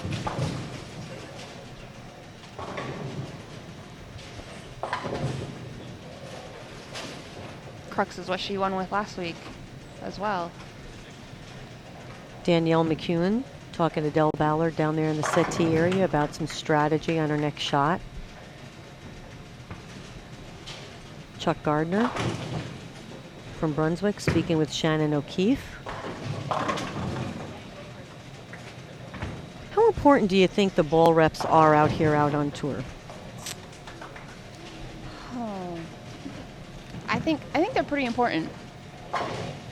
I think it's great, especially for the younger players who may not have had a lot of experience. I think it helps educate them and helps them to learn what it's all about, what their equipment's about, what they're seeing. And I think education, anytime you can get it, is extremely important. Exactly. And I take everything, like I said before, everything I learned from either Del, Jim, Hank, Schlem, who's ever out here, I take that and I store it and I make sure I pass it down to the girls that I have that come through this team and even my nephews that are bowling. But they're definitely an asset to every tournament player that has access to them. Might not always be right, but most of the time they are. Good point.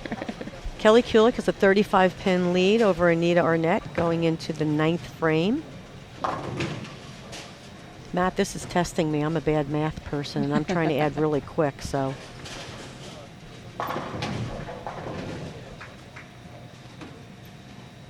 Jazreel has a 24-pin lead over Shannon O'Keefe. Just completed her 9th frame. She's on a spare.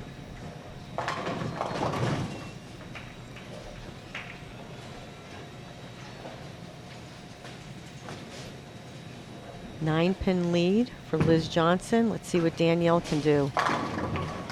I don't think Danielle thought that was going to stop right there. I think she thought it was going to go through the nose. It's a great shot. Keeps her right in that match. Rocio Restrepo finishes with 180. Trisha Reed just needing to mark. Just stay behind the foul line.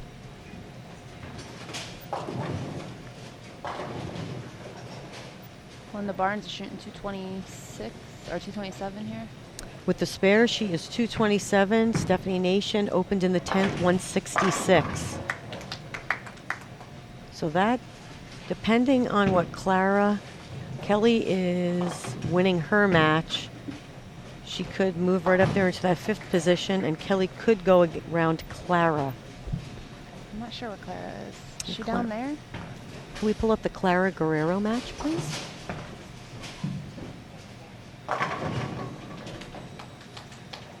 And Trisha does the best mark there is. She struck. So she'll win her match.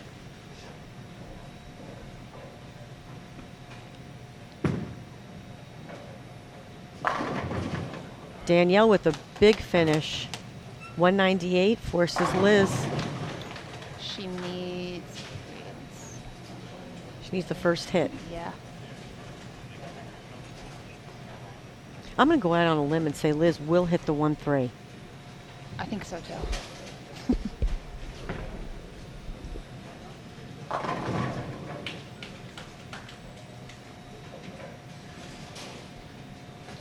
Trisha Reed bowling a big game her last game. Yesterday, a couple towards the end there to get herself right into the cut. She's a good lefty. Yeah, she's a little fighter. Yep. Great shot by Liz. 10 back. I'm so shocked. Just in. Yeah. So, wow, with that win, that'll keep Liz in the lead. Oh, by let's see here. Another great game.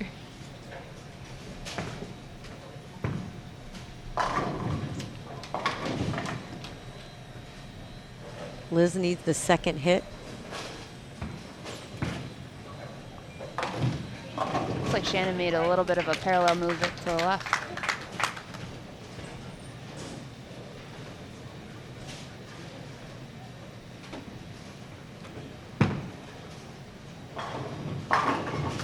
Another great shot by Liz. That one seals the deal.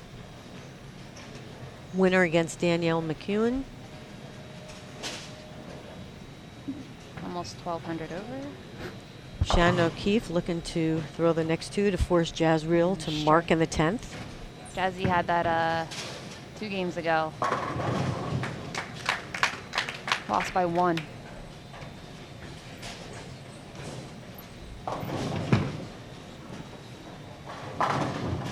Three great shots by Liz. Pack, pack, pack. 208 to 198. Danielle will still remain in the top 5. Linda Barnes, I believe, will go around Stephanie Nation. Listen to me calling her Stephanie Nation. Stephanie Johnson. I told her I got to get that out of my phone. She's still in my phone as Stephanie Nation. And I'm not sure if we found it. Clara.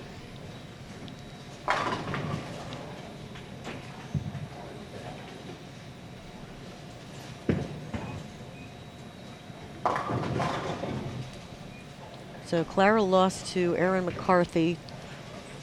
Erin McCarthy shot 233 and Clara shot 226. So that may not flip at all because Kelly will win this match, pick up 30. So Kelly may go around Clara.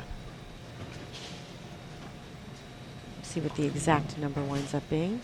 Some good matches here in the front. It'll be Sandra Gongora against Liz Johnson. Stephanie Johnson against Amanda Green, one of our recent winners.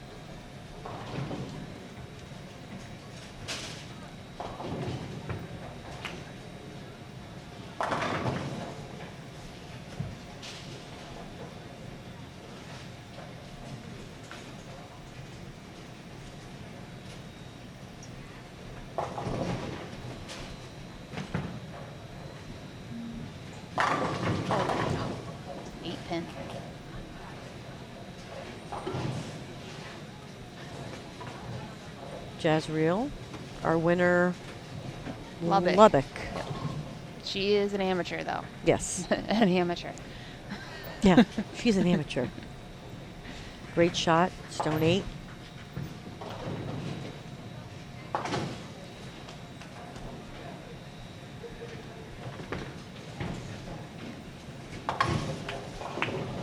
Keep it on the lane.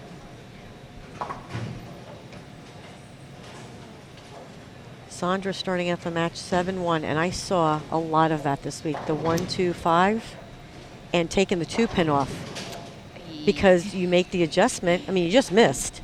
You make the adjustment, and your ball just Takes dead off. hooked. Yep.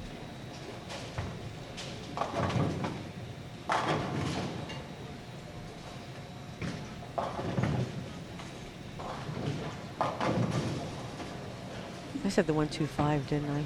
You did. Once we Well, that's all okay. right. I did see that because Yeah. I, believe it or not, I saw the 1-5-10, and I saw the 2-4-5-10. Yeah, think about that. That's It hard was to do. me. Oh, it was me, you? and I didn't make it. Just thought I'd say that. Yeah. Oh yeah. That must have just been a bad shot. Oh, here's the one here that's right in front of us with Stephanie.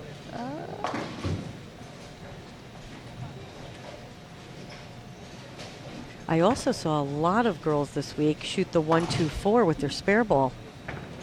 Yeah. And that goes back and forth. I hate that spare. Let me tell you. It's a tough I one. always wrap the forepin. I will I'll move and I throw a great shot and I wrap the forepin. But again, that's something you see, normally everybody, I shouldn't say everybody, but the majority of bowlers do a strike shot to try to get lined up Yep. or figure out. And this week I saw a lot of spare balls go down at the 1-2-4 because you just really didn't know what your strike ball was going to do. Let me tell you, I left a couple 5-pins this week.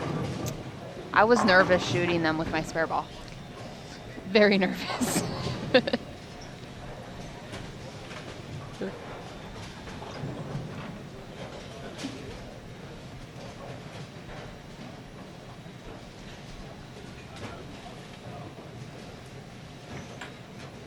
Danielle McEwen bowling Trisha Reed this match.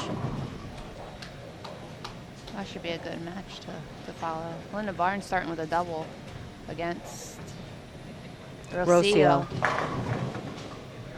We got Kelly Kulik in front of us now, and is it going to be... I'm not sure. Might be Daphne Tan.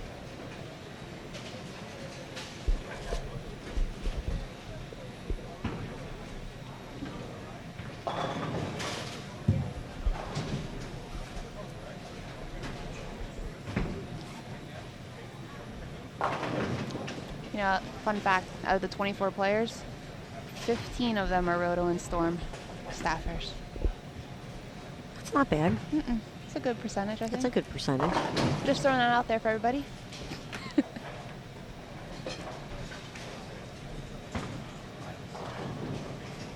That's including Linda Barnes with Global. Yeah. Actually, it's been nice to see that all of the companies have been represented. Yes. And there's been different winners, and which tells you, I mean, there are different parts of the lanes to play. There are different times when, reaction is good or bad depending on what your ball roll is. So it's given everyone almost like a fair playing field. It is.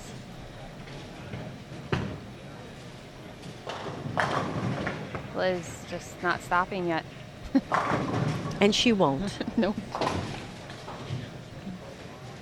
So I want to say it's Liz, Shannon O'Keefe, Stephanie Johnson, Danielle are the only 4 I've seen so far play Playing out. a little bit further right.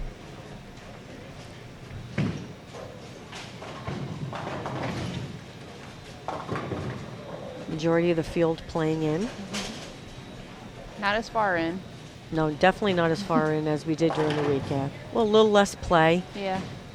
We're on the 6th day. A little bit more experienced players out here Right. as well.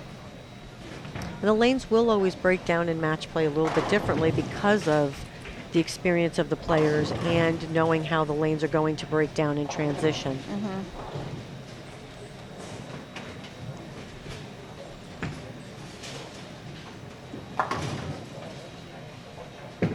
Stephanie Johnson almost making the 2-4-10.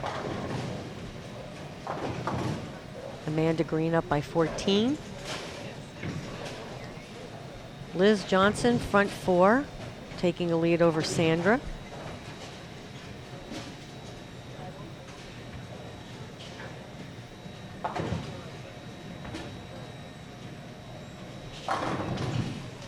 Big match between Shayna and Jazreel, 2 Singapore players. Jazreel starting out with a double. She wins that match. She'll pick up some more pins to stay in that top 5.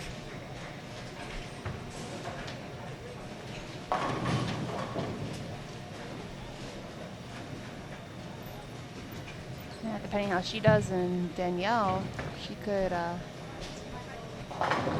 be some switching around there, 3rd and 4th. Yeah, and Rocio in 9th place, bowling Linda now. So this is a match that could flip some pins. See what the Yeah, update. they haven't updated it yet. At least not that I. Yeah, not yet.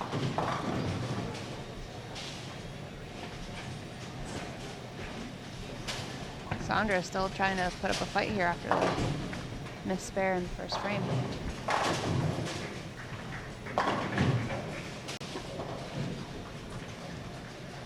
One of the key elements, too, to the younger players, and I know you do it also, Alicia, but yours is not as pronounced, is the follow-through left of your no, I'm not, yeah. and I didn't mean that in a bad way Yeah, at yeah, all. no. But the ones that are even younger than you, their follow-through to the left is Goes- much more pronounced. Yeah. Even though yours still goes to the left, it's definitely not as pronounced and as far. yeah. Yet you both push your ball to the right naturally. Yes. And that's something where a lot of the younger players I see that I coach at home, that's one of the key elements. And you can, and I hope people are watching this live stream, when you watch these younger players, if you watch them do it, they do it with no effort. It's not a pull down, throw it their arm to the left. It's just a natural drop down and fly to the left, ball go to the right. And it's very hard to teach. It is. It is hard. I mean, I'm a little bit more, as you said, not pronounced, but a little bit more textbook of it's not over there. But as you said, the younger players coming up through, it's effortless, especially with a lot of the young ladies. That's where I see it more of than the guys. Absolutely. Absolutely. Stephanie make a move on the lane here. She moved further right. It's another thing. She looks like she paralleled everything, her feet and her target. And that was one of the keys. When you did try to play to the right, it was more of a parallel with both. When you made the move, when you were playing in, it was almost like you moved your feet at times, but not your eyes, because you had to get the ball so far to the right down the lane. Yep. There was times I was like, all right, I know where I'm standing, but where am I looking at again? You move so much and you don't move your eyes. Linda Barnes in the lead, going into the fifth by 9 pins. Trisha Reed, front four against Danielle. Danielle just opened in the fifth.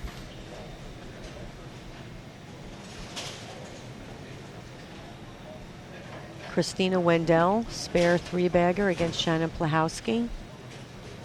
Christina up by 10.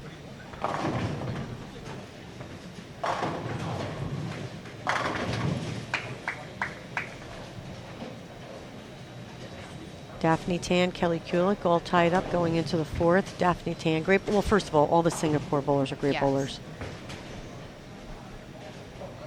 They're so methodical and they're so practiced, and it's unbelievable. The time they put in is, I ask Jazzy all the time, oh, practicing, working out, practicing. That's all they do.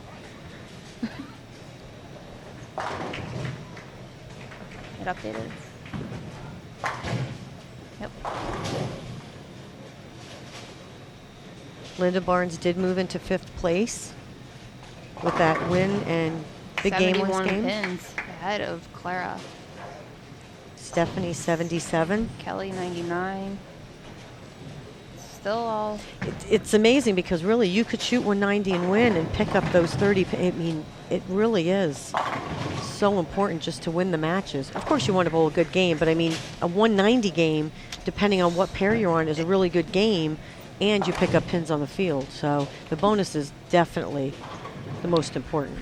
Yeah, last night I was watching Anita Bowl, and she shot 230, I think 2-team, 2-0, 2-0, lost all of her matches. Well, here, Clara Guerrero today. 1-3. She's won it, right? Yeah, and she's still. And she's still in the hunt. So she's only won 1 match today. Stephanie Johnson, 1 match. And they're still in the hunt. Yeah. So that tells you something about the scores.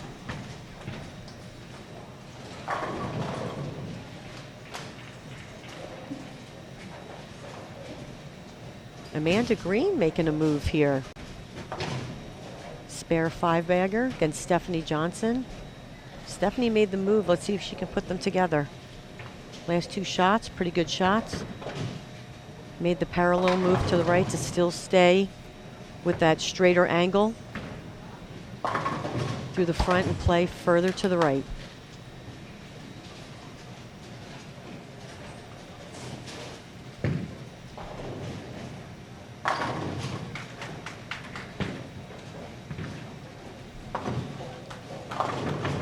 Just looks a little tighter. One of the keys too, and I can see it, especially in the matches that have been in the front of us, the balls that everyone is using, if you notice, whether you're playing in or out, balls are smoother off the spot. We're not looking at stuff that's getting down the lane and extremely angular. It's stuff that is down the lane, smoother off the spot, so they can control the pocket and not have that, detrimental split with the ball that's not controllable. Absolutely correct. I think that was key, and I also think the first few days of the tournament, what surface you had on your ball was very important. There was a lot of surface going down the first 3 days, that's for sure. Chewing up the whole front part of the lane, which is why we moved in so quick. Oh.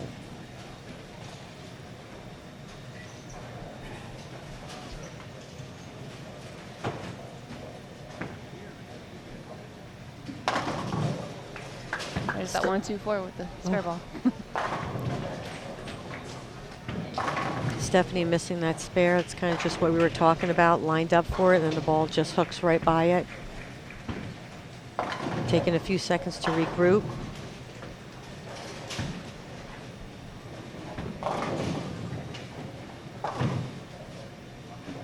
Liz up by 12 over Sandra.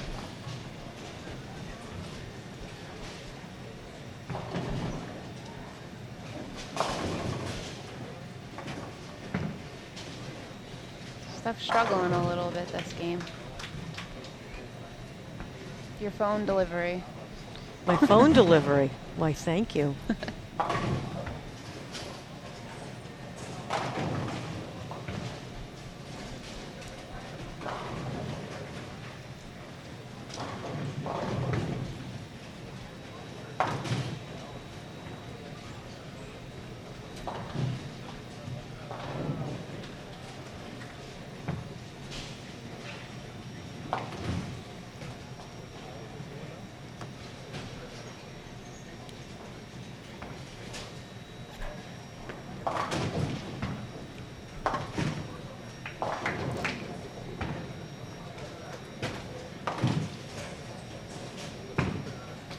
See Trisha Reed still up in the match, going into the 8th.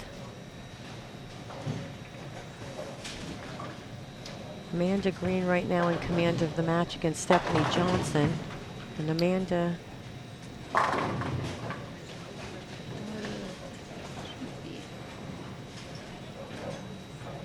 She's in 24th. 24th and not giving. Oh, see, I love that. Let me tell you, she shoots 290 and picks up 30 pins. 120 I know. pins. That's huge. Moves are up quite a few spots here.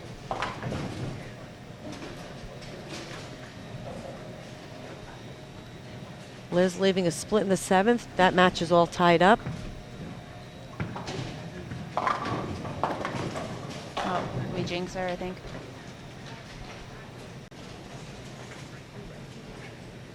Linda Barnes and Rocio. We're at a 1-pin. 1-pin match. Rocio left 9. 2-pin match. Struggling on that pair a little bit. And that's the other thing. There's certain pairs where you could see the scores are that 160 to 180 or 170 to 180. And then there's the scores kind of like we had seen in the front of us, Shannon and Christina Wendell, 220 to 230. Yeah, those are the pairs you got to take advantage of when it's there.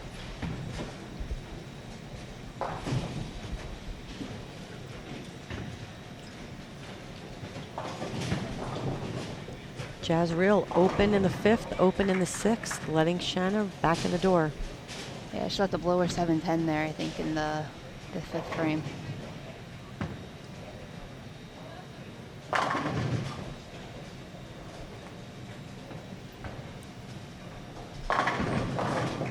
Sandra tying it up.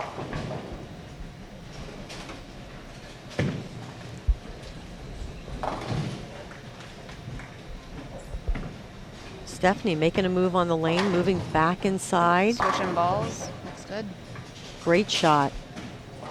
That's one of that shot right there is what we went back and we were speaking about a little bit earlier about knowing your equipment, knowing what you can do, where can I make that move? Because sometimes you only have a frame or two, and it's extremely crucial at certain times. It is. That was a great shot. You need to take those risks, especially when you're not bowling too good, and you need to do it.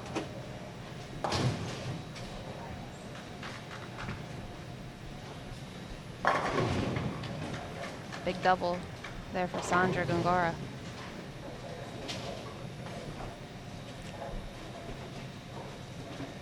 Two players with speed dominance. Two different parts of the lane. Danielle and Trish a 4-pin match, and then Trisha just 8-1 in the 9th, so Danielle will take the lead in that match. Keep her up there in the top 5.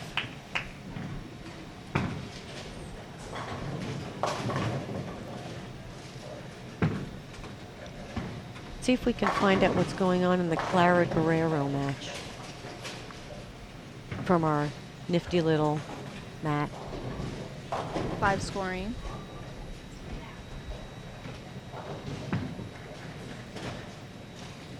Clara Guerrero is down to Leanne Holzenberg.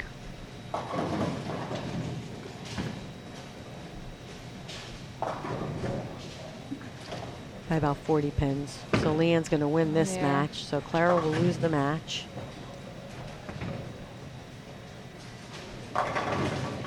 Still shoot 2-teen though. Yeah, so. and Linda Barnes's match is still 2 pins, shooting 190.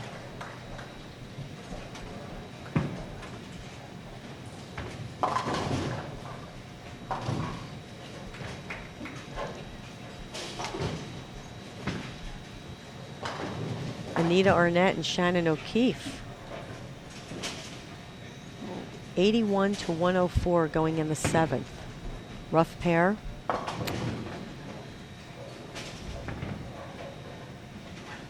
Shannon's up by 23 in that match.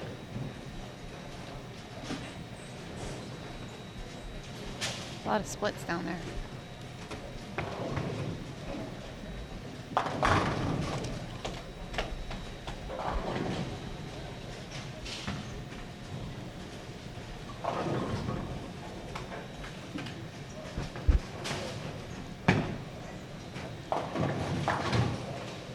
Liz Johnson opened in the 10th for 188, so Sandra will win this match.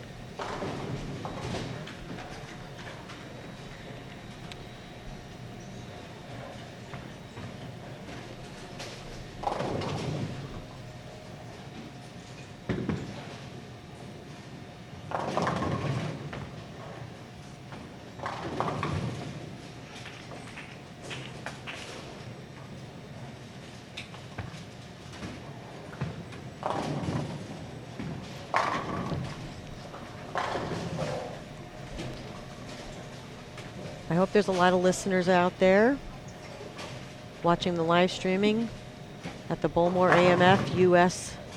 Women's Open here in Carolier Lanes in my old stomping grounds. Yeah, you should know this place in very North well. Brunswick. Yes, love it, love it. I'm Carolyn Doran-Ballard. Got lucky every now and then and won a tournament. And my sidekick right now is Alicia Current. Who won her first PWBA title. I'm trying to be The as swing. good as CDB when I get older. Oh, I think you'll be just fine.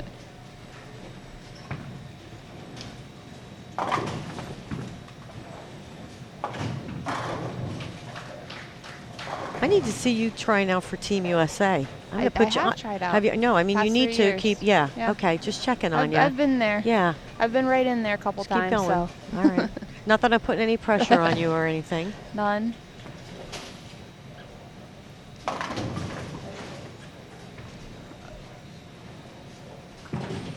So Danielle will win her match, shooting. Did she trip the 4? No, shot the 6 pin. 214. Plus her bonus, pick up another 44 pins. Put her at 762 over. And if Shannon O'Keefe Yeah, that could is be going at a 184 pace, but winning the match, so she could pick up a little ground on Shannon. big double there for Shannon O'Keefe. The Shannoning and Jazreel Tan 11 pins match. Shayna taking over the lead there. That's the thing. The first 5 frames, one person can be so dominant, and then all of a sudden it's the other way around.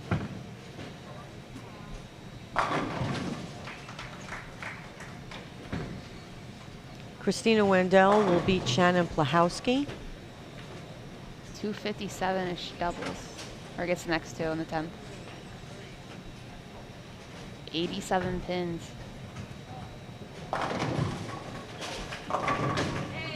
That could move her up almost to 7th or 8th place.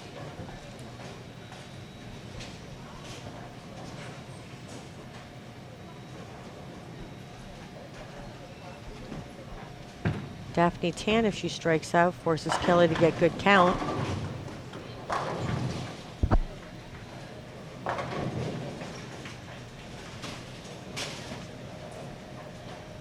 The dreaded 5 counts very easy on this condition.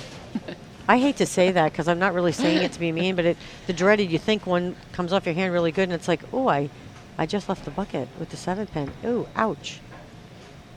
I hit a pair yesterday, just had a huge hang spot. Threw a good shot, and I left the 7 pin. Moved a little bit, threw a great shot. 248. I was like, what? Now, how do you adjust? I don't. I had nothing. That was hard.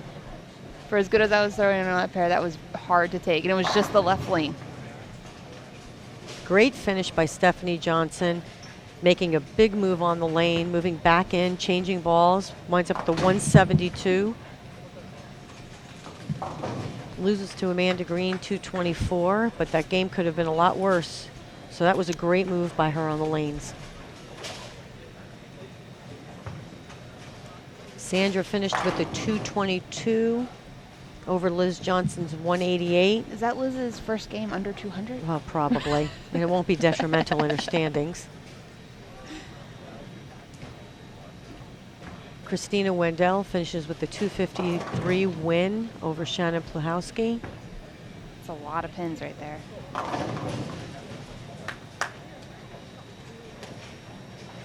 Get her to 356 over. Jumping Steph Johnson.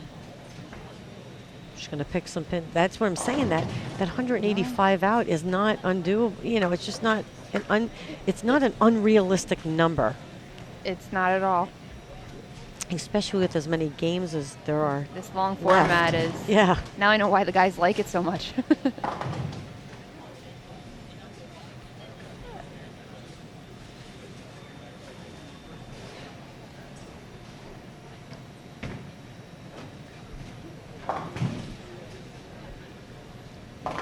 Linda Barnes, 211 over Rocio Restrepo, 187.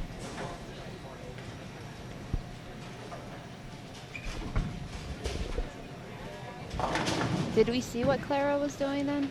I forget. Clara was losing to Leanne Holzenberg, who's That's shooting right. about 260. That's right.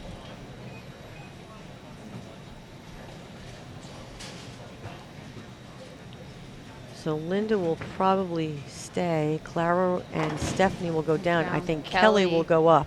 And Christina Wendell will pick up a few. Yeah. I don't know what Erin Yeah. McCarthy shot her last game.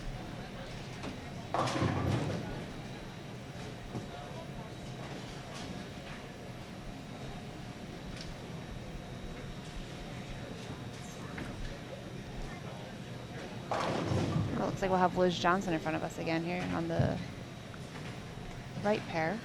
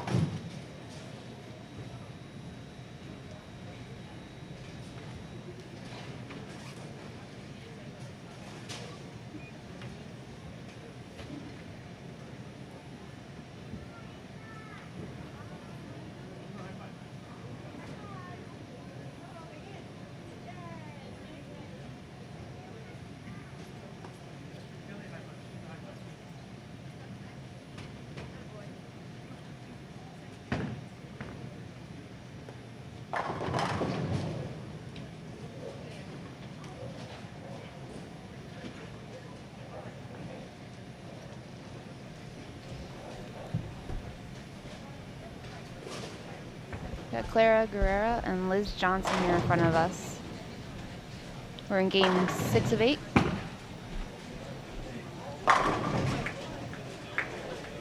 Here at Bowlmor AMF U.S. Open. Remember watching this, that the condition this week was a little bit tougher. You're probably used to seeing. And I really think the women, they really enjoyed it. I know that sounds, what I mean by enjoy it is, it was nice to be able to bowl shot after shot and know that you didn't have to shoot 250 to make that ground up, is what I mean by it.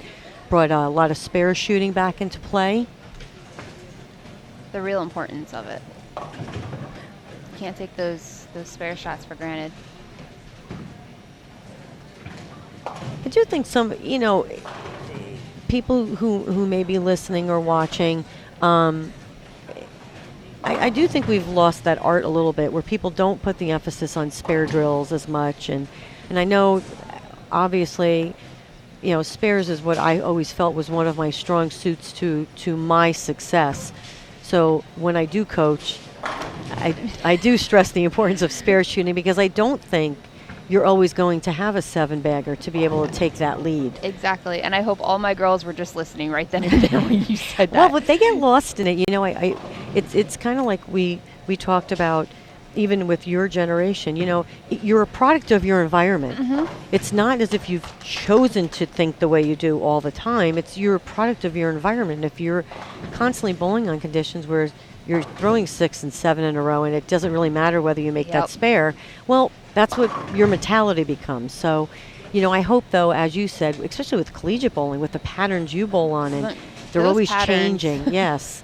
Spares do become important. And when you're in the team aspect of it and you get 2 shots in Baker, me personally, I want the person who can hit the 1-3 or the 1-2 and make whatever's leaving. That's the person I want on my team. Exactly. I will take 5 of those over 5 people who will spray the lane and hope for a strike. Exactly.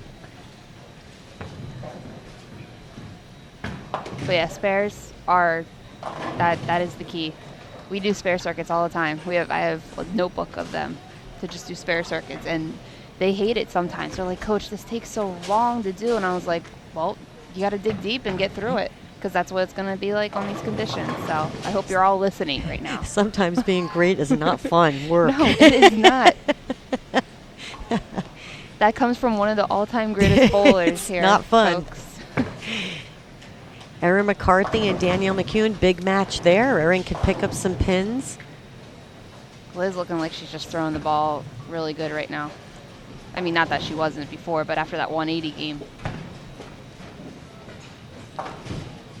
Next to that match, Linda Barnes. I can't say that name. It's Wei Fen, isn't it? Wei Fen. She won't get mad at me if I say her name wrong, but I think it's Wei.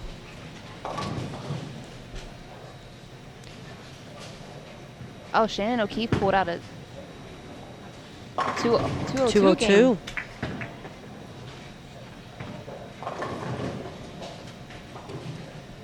Leanne Holzenberg starting out with the 9 against Shannon Plahowski. Then we have Kelly Kulik against Jennifer Higgins.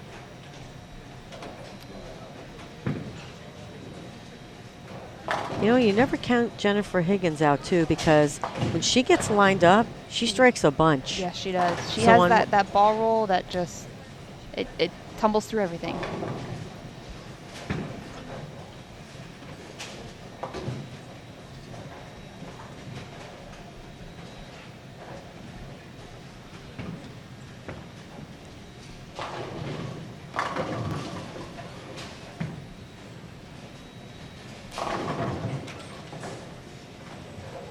Clara's still throwing the ball well. She's bowled great this whole swing. Erin McCarthy led the Queens this year, finished second. Has bowled really well. Johnson. Exactly. And there's another example. 2 people who throw the ball totally different. But here's another thing for everybody who's listening. Don't be ashamed of how you throw the ball if you're productive. You don't have to be a hook player. You don't have to be a straight player. But if what you do is productive and you continue to, make those tools and those skills the best they can be, you can compete on anything. You can. And there's 2 bowlers right there that are a prime example of it.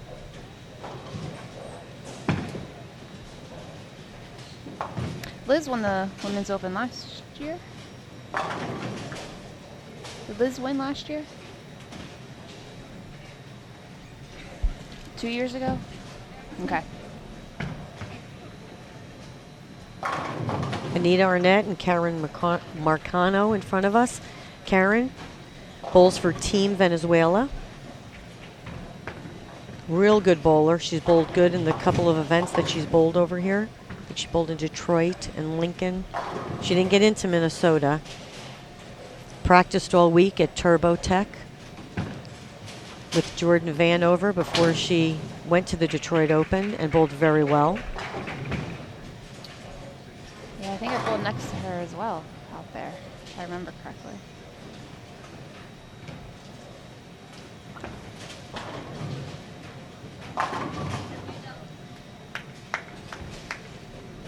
I love watching Anita bowl. Oh my God, she's such a good bowler. Such a good bowler. And a good person. Yes.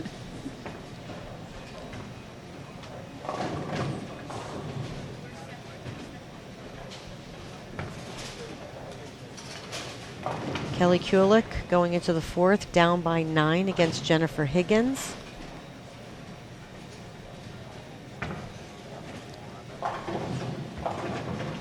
Leanne Holzenberg up by 10 going in the 4th against Shannon Plahowski.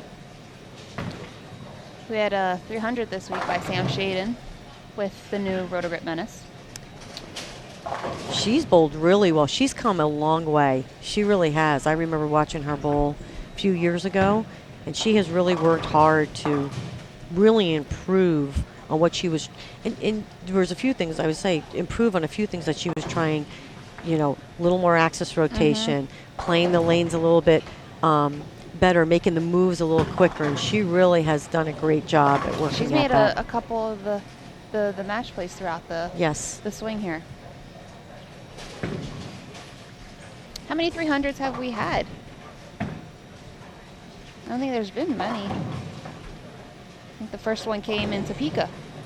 Was that Christina Wendell? Ooh, that's a good fact we got to find out. I thought it was Christina Wendell. Liz Culkin, and then Christina Wendell. And then was it Sam Shaden? So we might have had 3. 3 all within the past month? All different patterns? I didn't bowl on those pairs. I didn't either.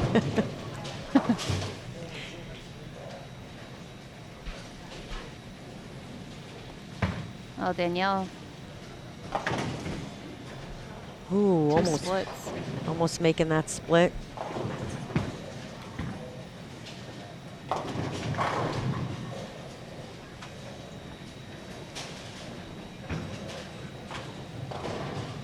Way has a 4-pin lead over Linda Barnes going into the 5th. Linda's working on an open. A lot of trip 4 is on the right lane here in front of us.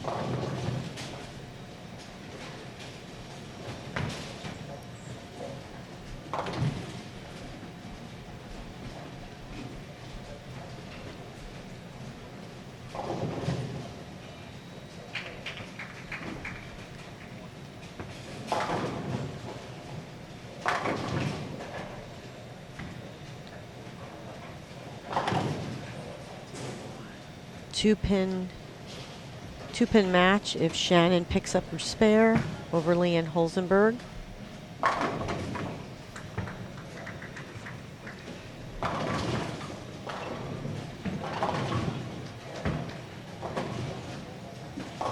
McCarthy on a 270 pace here against Danielle. That could be a lot of pins. What is Jumping Aaron? her. Where's Aaron at? Oh, that's probably Only Ruth 129 out. Let me refresh it real quick.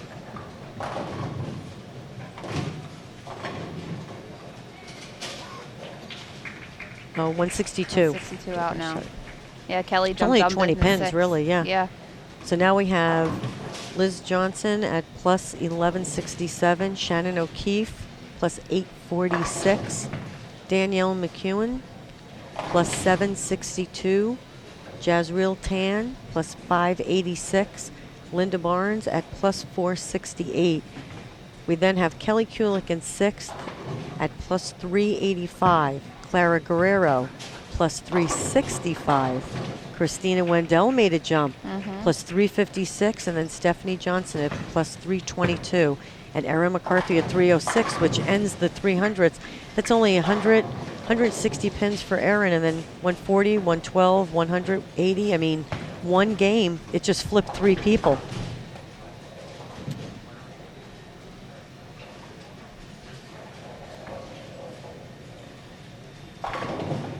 Jen Higgins in 12th, out by 220.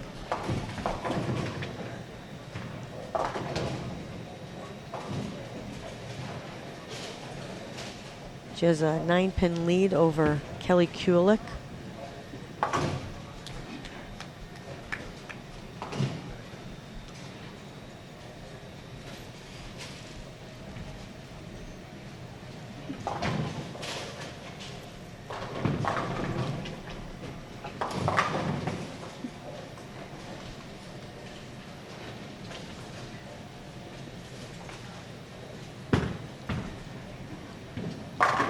Liz has room left and room right. And she makes it look like it's just the dead nuts out there. And I'm going, really? I saw 150, 190 doing that. Oh, she's fun to watch bowl, though. Danielle McEwen opens again in the 7th. Erin McCarthy has substantial lead. Danielle walking in the back and a chit chat with Marshall Kent. Oh, PBA champion, I should say, Marshall Kent, Yes. and Jim Callahan from Storm. and your lovely husband, Al, just came up. He's Oh, got to be included. Okay, just checking. Danielle got that one just a little wide. You know, it seems if you're playing in today, it's that 11 again, where if you get it down the lane to that 8-9, it just doesn't quite tip, and you see the 2-4-10 or the 2-4-5. Almost even the 2-8. So it's almost like it was 2 days ago than it was yesterday. Erin McCarthy just threw a great shot, left the stone 8.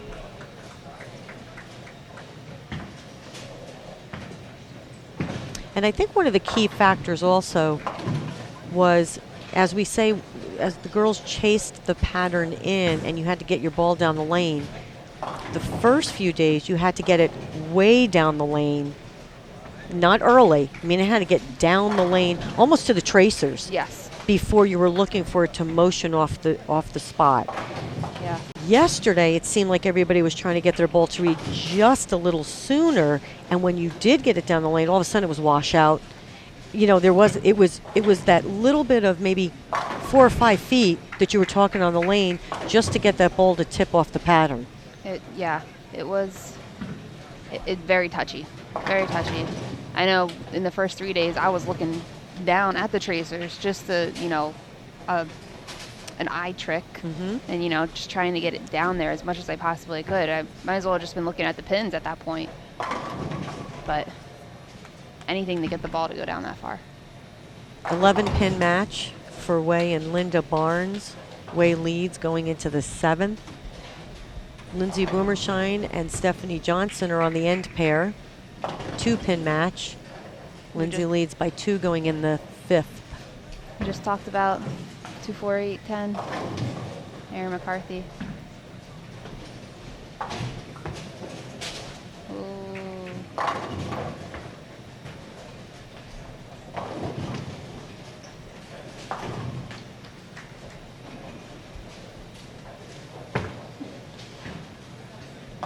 Janet Plahowski has a 13-pin lead over Leanne Holzenberg, getting up in the 8th.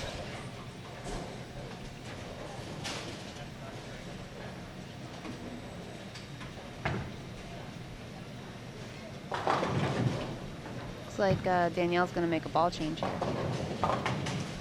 to the Menace. Liz has a 54-pin lead over Clara.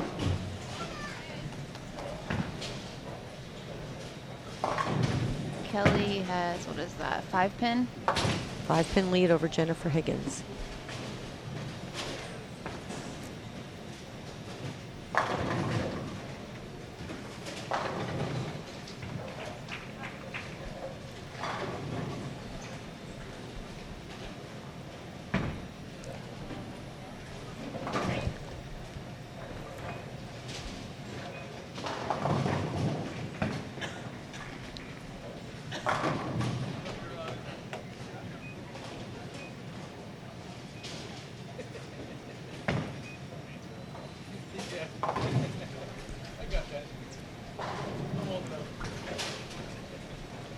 You know, I just want to take a second here and thank Smithfield Foods for being a major sponsor of the PWBA.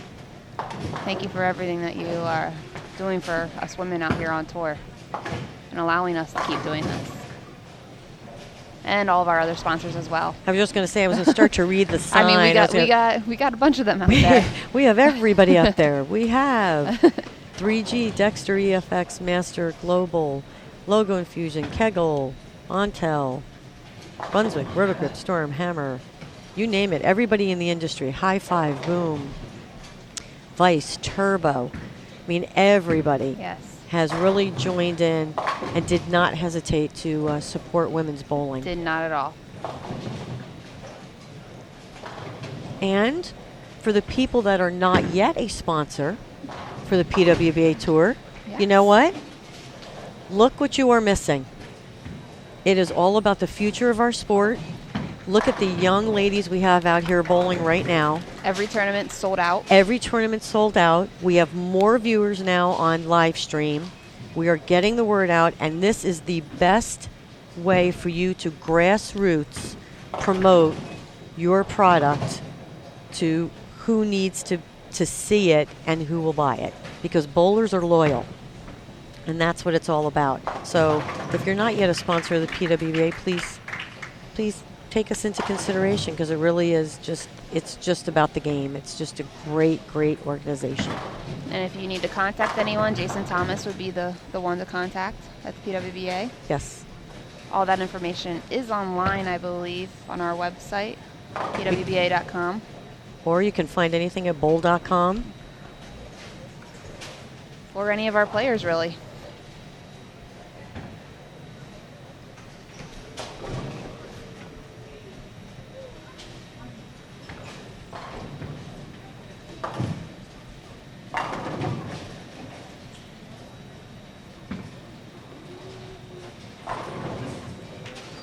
Linda Barnes trails by 12 going into the 9th frame. Lindsay Boomershine and Stephanie Johnson tied going into the 7th frame. Not sure if you can see that, but Lindsay Boomershine is now Lisa Boomheine. That is Whoops. That has been her nickname this week, my. and what we came up with. So looks like someone wanted to put a little bit of a smile on her face to loosen her up there. I called her by her proper name. Just looked down there and saw that. So. You can, one of the great things about live streaming, you can follow your favorite player. If you go to pwba.com/live, live scoring is going on. You can watch who you want on a specific pair. Just click on that pair. You know what's kind of cool too? Even if you are following your favorite player, you could actually track, you know, if you wanted to at home, track where they bowl good, what they were doing. So for people who are really trying to learn about the game, it's kind of cool to watch and keep track of that, because you're like, well, what they shot 170 there, last time, and then they shoot 260. What'd they do different? It's kind of cool to watch. That's actually one of my girls did that after the first cut for the next 8 games. So it have been games 25 to 32. she's following online. She's like, you just shot too well, then you went 180, then you went 230, 180, 220, one, and I'm like, well, this is what was happening. And she's Exactly. like, I was wondering what was going on, and that's just that's a young player coming up through. That's great. Yeah. Erin McCarthy missing this, I believe it was Oh. the 6th pin in the 9th frame. She went open in the 8th and 9th. That's Still- a lot of pins to lose, though. Yeah, still leading the match, but still.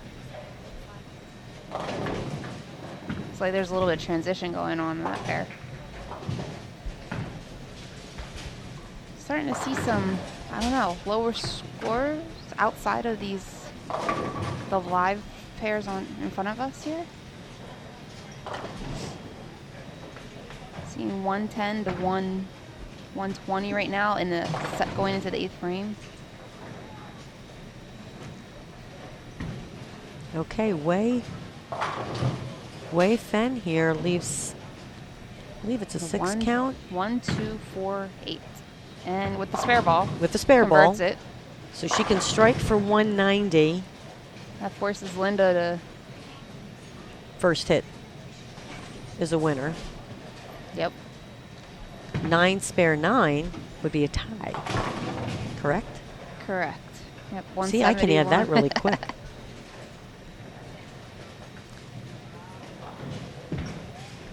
Kelly Kulik will win over Jennifer Higgins with the second shot. Should say second strike. She shoots 220. Shanna Plahowski, 235 over Leanne Holzenberg. 2-0.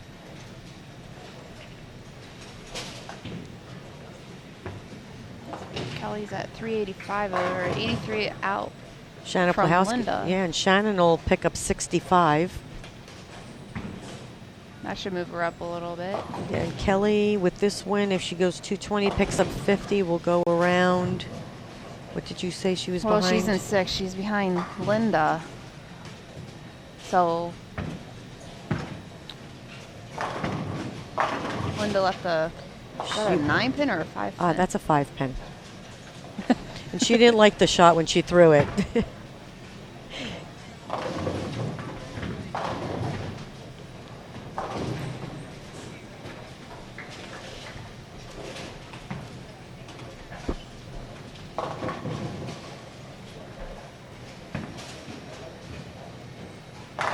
Danielle changing to a stronger ball, pulling out the menace, making a move on the lane.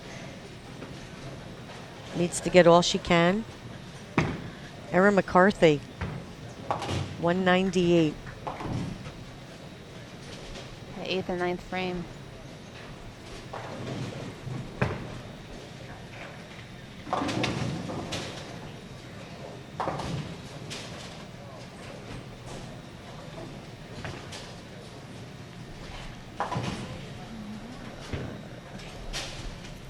It's a 2-pin game between Lindsay and Steph. Yeah, they've been neck and neck there from the very beginning. It's a tough, the pairs up here were a little bit tougher. The low end, brutal. Oh, yes. Brutal. Yes. Ay, ay, ay. And the live taping or the live show is on 7 and 8, which I heard a couple people say they did not like that pair at all. I was going to say spare shooting was extremely important down there. Linda Barnes squeaks by 189 to 190 to win her match.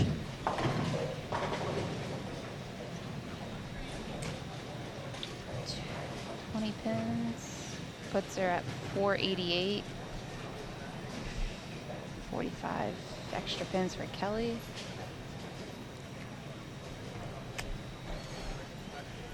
.430, so Kelly's still about, she gained some pins there, about only 50 out. And Christina, depending on what she bowled, will go around Clara. Clara shot 192, lost to Liz Johnson 236. Christina must be on the other end. I can't see her score. Yeah.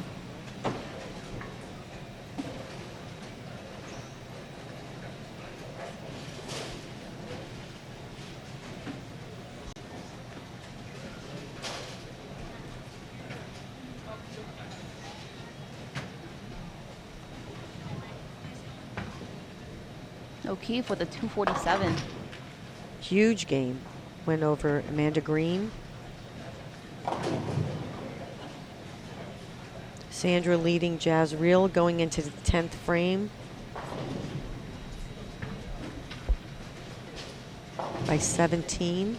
Christina Wendell, big game, 243 win over Trisha Reed. That's going to move her up. She should be right behind Kelly then, if they weren't already. Oh, yep. She'll go around Clara, I believe, right? Yep, Because she's yeah. only a few. And then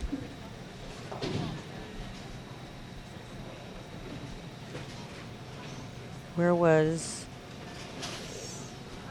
Yeah, they're going to go Yeah. around Clara. And then Stephanie, depending on what. Let's see, Lindsay, 214. Oh, she can strike out for a 204. So she'll So- lose that match. So she'll stay roughly where she is. Lindsay will win that match, 214. Yeah, I think Erin will move around. Stephanie. Yeah, so a little bit of jumping there.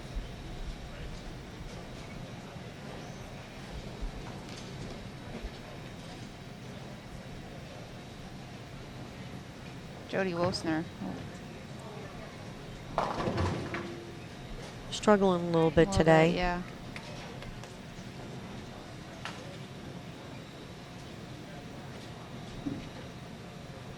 I personally liked the no re-oil Yeah, bowling on the burn. so did I. You know, that's I am a little bit of the traditionalist. And they are leaving the burn Yes, for next tonight, squad as right? well at Exactly. 6 o'clock tonight. So it's going to be sitting here for Yep. 4 hours. I always liked the put it down, you play on what's out there. And it was the old story. The straighter you went and the less axis rotation you had, you probably bowled better in the morning. And then at night, if you had more axis rotation and you hooked the lane a little more, you probably bowled a little bit better than the people who went Create a straighter. little bit more room so, for yourself. So everybody had a chance. It's just when, how your game matched up to when you would probably pick up your most pins. And so I liked it this week, even though we had to play. I mean, my God, when we were playing in late at night, I mean, my eyes were at, oh my God, like 27. And I'm like, oh my God, and I got to get it all the way down there. Dear God, There. and that was my best block. A bowl plus for that block, for God's sake. What? That doesn't even make sense to me. That's not supposed to be. But it was funny because honestly, some of the things I've had to really change is one of them is opening up the lane different. I like to open up the lane in the front part of the lane. I don't like to open up the lane In the back. down the lane. I read front lane reaction and mid lane. So honestly, it's been a little bit of a learning experience for me through these weeks, and I didn't make the cut this week, and I'm very disappointed. But I set some goals, and they were realistic goals. I wanted to cash or make the cut every week. Possibly pop off one top 5. So I accomplished what I was looking to do, and I do think it's finally going in the right direction. So everybody who didn't bowl well needs to take everything they learned and kind of just apply it, because you really are going in the right direction. Even though you didn't see instant success, it's out there. It's the experience. It's the experience. You just got to keep doing it. I know we have another special guest coming out here, taking my place. Johnny Petraglia. 2 Hall of Famers. I don't know. Does that mean we were good bowlers or we're old? No. But well, it was fun chatting with you, Carolyn. Oh, you too, Alicia. Great bowl in this swing. I keep calling it a swing. This tour season, or because it's our first season, but Hopefully we can get the swings. hopefully I will see you in the title match the next time the tour starts up. All right.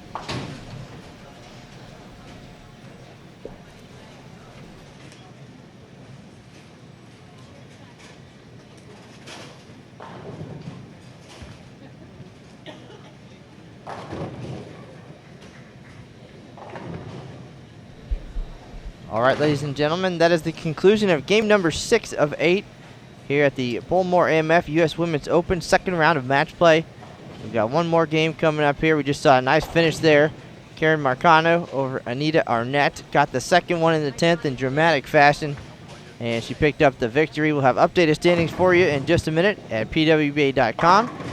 You got to spend part of your morning here with Carolyn Doran-Ballard and Alicia Current, both PWBA champions and superstars, and we do appreciate them sitting in, sharing some of their terrific insight here at this grueling event. Again, by the time we're done tonight, it will have been 56 games in the books right now. Wrapping up the first of 2 blocks today. We'll have a short break and come back this evening for the second round of match play, the final 8 games, and then we'll know our top 5 for the stepladder finals. That's tomorrow at 1 p.m. Eastern, live on CBS Sports. Check your local listings. And right now we'll have our final game, and we're joined by Carolyn Doran-Ballard and Johnny Petraglia, 2 Hall of Famers, here to give you their great thoughts and watch our final match of the day. Thanks for tuning in. This is Matt Cannizzaro for Lucas Wiseman. Please enjoy game number 8, and then we'll see you again tonight.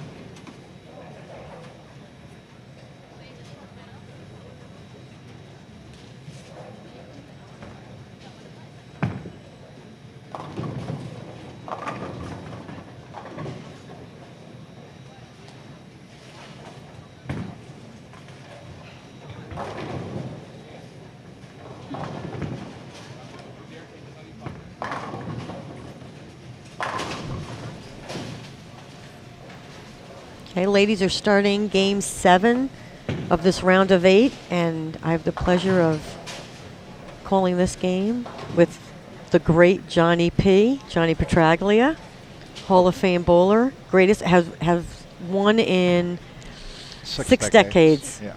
6 decades. It's hard to believe, isn't it, Johnny? It is. It's hard to believe I'm that old.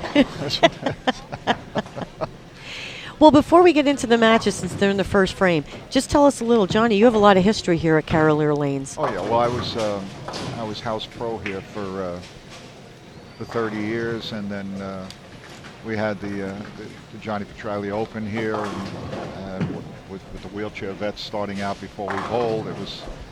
It was a great event. 480 entries, and 3,000 people would bowl in the Pro-Am. And Carolier is, it's in a way, it's almost like the Augusta National of bowling. It's been a great place to bowl all these years and to grow up, and it's very good to see the Women's U.S. Open be here. It is. There's a lot of history here. It's a great bowling mecca. New Jersey, New York, Long Island, Connecticut. Just great bowling community. A lot of support, and it's nice that Bowlmor has taken us in with open arms to allow us to have the event here. Since we didn't have a U.S. Open last year, it's nice to be back into full swing with the tour, which includes the Queens and the U.S. Open. As you know, majors are so important. How many majors have you won, Johnny? 3. 3 majors. There's a little discrepancy of whether it was 4 or not, but we'll just so officially 3. Which we'll ones leave it are at they? that. It's okay. It's the Triple Crown. It's the U.S. Open and the Tournament of Champions and the National Championship at the time, which is now the World Championship. Excellent. And What's the one that's the discrepancy? Come on, tell us. Well, what happened was when the new people moved into the PBA, the Brunswick Memorial World Open, which was international, was a major. And they decided that because the tournament didn't exist anymore when they took over, since it doesn't exist anymore, we're not going to make it a major. I don't know how that works, Right. so they could take it away, but they did. Well, it's nice. You know what? And because of those tournaments, when they called it the World Championships, as you can see here out the women, look at the international contingency that's out here bowling. It has grown worldwide, both for the men and the women. Yeah, well, the talent level is just tremendous. You're watching, and this is the first time I've watched the girls from Singapore. Boy, they're excellent. They're awesome, aren't they? Yeah, they sure are. They're throwing it great. And Liz is, I guess, giving everybody a bowling lesson so far. Liz Johnson, she's really doing it, and watching Shannon O'Keefe.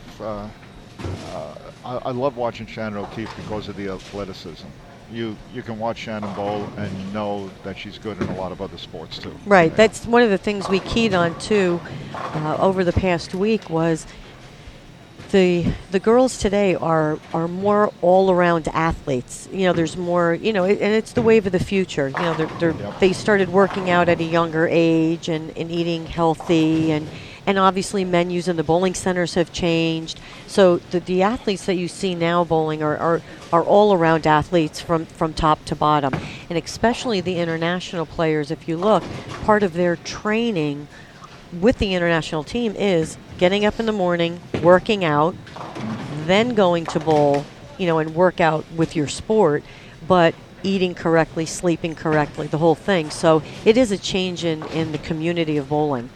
Yes, it is. And another thing that has changed is if you look into the early days of pro bowling, on the men's side, most of the bowlers that came out were working in the bowling center, pin chasers and so forth, and had accessibility to the sport.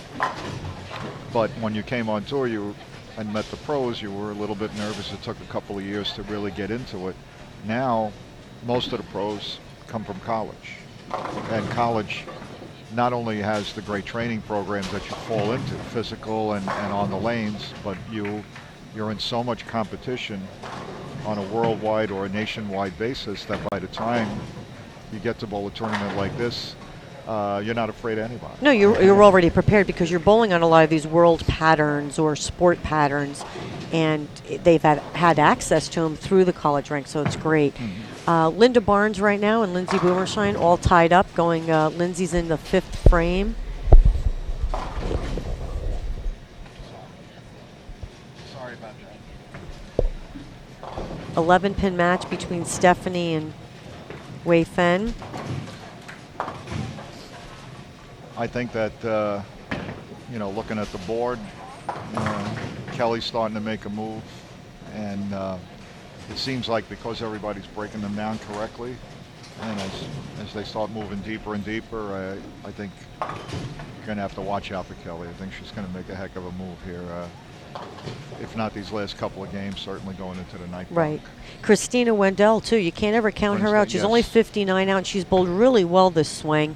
Made a couple runs at a couple top fives. She made one of the top fives. And Erin McCarthy, never count her out. Clara Guerrero, first of all, you can never count anybody out. But right now, with the way the lanes are starting to transition, it seems to be favoring some other girls where they can now pick up some pins, especially with winning the match. Yeah, and but there's real good bowlers above them. So, absolutely. You not only have to bowl well, you need a little bit of help. So it should be an interesting evening.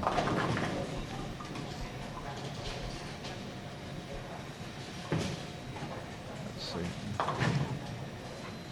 Wei Fen, 11 pins over Stephanie Johnson, going into the 5th. Leanne Holzenberg, only in the 3rd frame, leads over Sheena. Yeah, Lindsay opened against Linda. I think this is the part of the center where you can get pins. During the rest of the year, starting from about 25 and 6 to 47 and 8, that's pretty much where the Classic League bowls. So the lanes always play truer. For instance, in the from 49 and 50 to about 65 and 6 is where all the birthday parties are. So you get some lane memory in there because the kids bowling for the birthday parties are throwing the ball all over the place, and you won't get the same consistent reaction as the good bowlers that know how to play the house. And so as the lanes are blending out and the girls are figuring them out, the scores can go up right in this section right here. It's so true what you just said, because I think some of the lower scores have come from those lower 20s. Yeah. Seems like they're a little bit of a tougher pair. We did see a few low scores on 43 and 44, but then people usually bounce right back to shoot about a 192.0, which is not a low score on this condition. Oh, this condition is really, really tough. Oh, it's very tough. And it's really good. If you can just kind of elaborate on that for the audience. You talked about, memory for the lane and how bowling centers play differently. I'm not sure how many people are familiar with if the desk is in front of the 20s, more than likely those pairs will hook a little more because there's so much open play on those pairs and vice versa.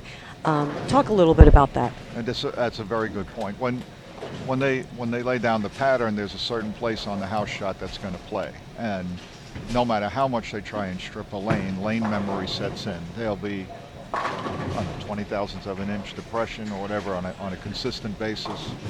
And once the player, even if it's a different pattern, gets lined up, that will eventually show up as the day goes on. If they're playing like right behind the desk where there's a lot of open play and people are just having a good time bowling, somebody's throwing it off the corner, somebody's throwing it down the middle, or the little kids are bowling with the bumpers, now the memory is going in every direction, and they're never going to play as consistently as they will on the lanes where the classic league bowls. It's sort of like you could be on a fairly tough green, but the roll of the ball is going to be true all the time. But then if you ran over it with a tractor and you don't know where it's going, exactly, it makes it much tougher. One thing I'd like to bring out here, as the people are watching, I wanted to give a number to give an idea of how well the women are bowling because of how tough the condition is. It took 37 under. So these are the best women bowlers in the world. Try and look at it this way. And say, okay, I'm going to put a league together with the best women bowlers in the world. And now we're going to break it down to 24 teams. So the top 24 are the ones that get picked first. Then 25 to 48 gets picked second, and so forth. Mm-hmm. And now when the league starts, well, these 4 teams over here, the best bowler on the team can't bowl any more than 590. Okay, and what the league would, sure. You want to know how tough they are? No team in the league would have 2 women that can bowl 600. That's right. Give an example of sure. how tough they're bowling on. Right. So if it was just a regular 900 scratch league or something like that, just imagine how tough the lanes would be, and that'll give you an example of how good they're bowling right now. Stephanie Johnson has a 12-pin lead over Wei Fen. 10 pins separate Shanna and Leanne Holzenberg going into the 6th frame. Jody Westner about a 20-pin lead over Shannon Plahowski. Shannon's had sort of an unlucky draw. I was watching today, Shannon Plahowski. She seems to keep running into the one person that bowls at 240. And she's bowled decent games. And she's bowled pretty good. Exactly. Shooting over a deuce, and it's happening again. She's shooting 210, and Leanne's Jody. I'm sorry, I apologize. Jody's shooting 220, 230. Correct. It's happening again.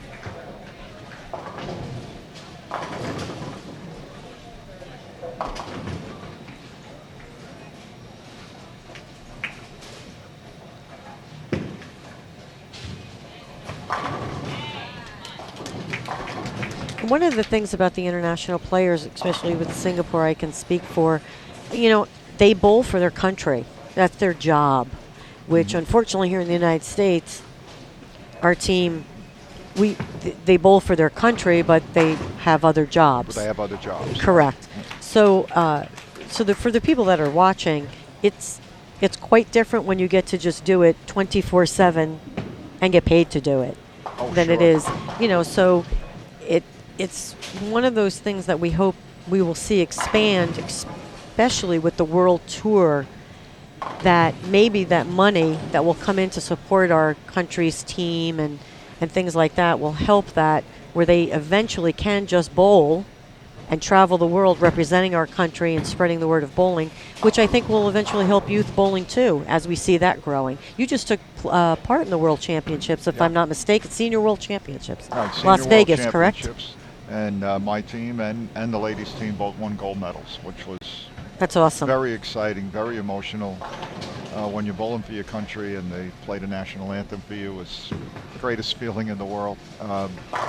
And at the farewell banquet, they talked about the Olympic Games which we have a really good shot in 2020 and an excellent shot in 2024 if we don't get in by 2020. Excellent. And then what you're looking for will happen, because once they say you're in the Olympics, then every country will want to put their best team on the floor, and we will get much more serious about it. And so all it could do if we get in the Olympics is expand the sport of bowling, both the men and women, and then naturally the juniors are going to want to make the Olympic team, and the sport will just grow automatically. Stephanie Johnson made a move in 2 games ago when she was down in her match, moved in, changed balls, finished big, and now commanding lead over Wei Fen. She's going to make a nice move here up towards the top 5 after this game.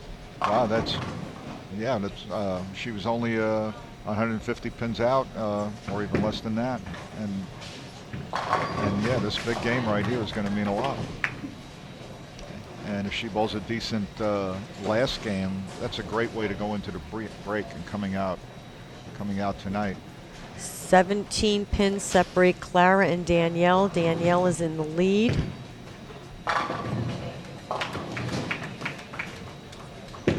I've noticed that the girls from Singapore have very similar type styles too.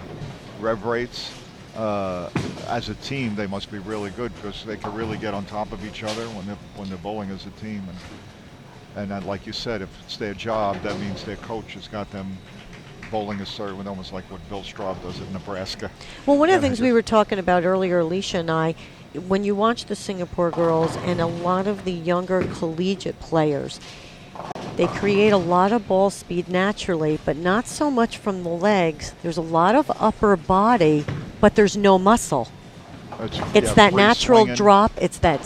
So it really is comparable to the traditional style, just a little bit more different because of the axis rotation, but it's still that free swing, drop, let it go.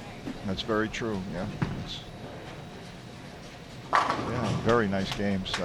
Girl throws it really well. I remember watching her bowl when she was about 14. I think she's about 26 now. Woohoo! Oh, yeah. Well, we could discuss your career too while we're at it. Yeah, well, let's not. Let's not. We're still young, Johnny. Okay, so you mentioned winning the gold medal, and real quick, I know you touched on it a little, but if you could really put it into one sentence, what's the difference between winning that gold medal for your country and winning a PBA title? I'm kind of putting you on the spot there, but just this is something to, because it is so different. It's completely different because, well, I'm a Vietnam veteran, so I'm really into the country stuff and patriotism and stuff, and that's for me I hardly ever get to bowl a team event, so sharing a win with other people is wonderful. As I mentioned before, bowling for your country is wonderful. Hearing the national anthem is wonderful, and you get one shot every 2 years. The PBA events, well, not as many as now, but at one time you had 36 shots. If we look back over, say, 10 or 20 years on a PBA event, a couple hundred people have won PBA titles. Right. Not too many people have won a gold medal. And talk about you bowled with yourself, Bob Learn, Ron Moore, and Lenny Barsh, and Lenny who's in the Barsh. USBC Hall of Fame. So you're talking about Hall of Famers and PBA titleists that got this opportunity. Right. So, you mentioned you didn't get to bowl team events, but one of the great thing about it is you knew everybody. That camaraderie and respect level, egos were checked at the door. We were here to do a job. Exactly. And I don't want to be remiss in mentioning the great women that bowled. It was Lucy Sandlin, Tish Johnson, Robin Romeo, and Paula Vidad. Right. So great bowlers, great titleists, Hall of Famers. Again, egos checked at the door. You were there to do a job, and that's what it was all about. Yeah, for me it was my only chance because I won't be competing 2 years from now. I'm too old already. So but I did get the chance, and it was terrific. Lucy had a tremendous games. She won she had 3 golds, a silver, and a bronze, and she medaled in all 5 events, and just really bowled great the whole time she was there. Awesome. Let's give an update here. Stephanie Johnson comes through with a great game after that ball change and moving into the inside of the lane. 246 over Wei Fen, 210. She's going to make a nice move there with the 30 pins bonus. Yeah, when we see the update, we'll see how close she got to 5th. Linda Barnes Thanks. needs to mark in the 10th to win her match and keep her position. I'm not sure where Kelly Kulik right now struggling a little bit this game. Close match. Karen's ahead by a few pins. Danielle McEwen is leading over Clara Guerrero, so she'll keep her mark if she wins. She'll keep her place on the paper if she wins that match. Clara will probably fall a few spots. Liz Johnson beats Erin McCarthy, 208 to 175.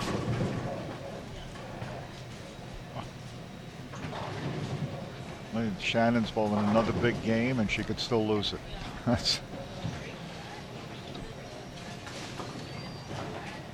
There's Kelly. Yeah, Kelly's in. If Shannon makes her spare, she still forces Jody to get the first hit to win the match. Spare strike, she could win by a pin. Jody, because I think she's going to bowl 224. Oh, she got 8. Yes, I didn't see that. Correct. Yeah, so It didn't add that in there. yeah. Yep. She needs a mark in the 10th to win her match. And because of the bad count by Lindsay Boomershine, Linda Barnes didn't even need a mark.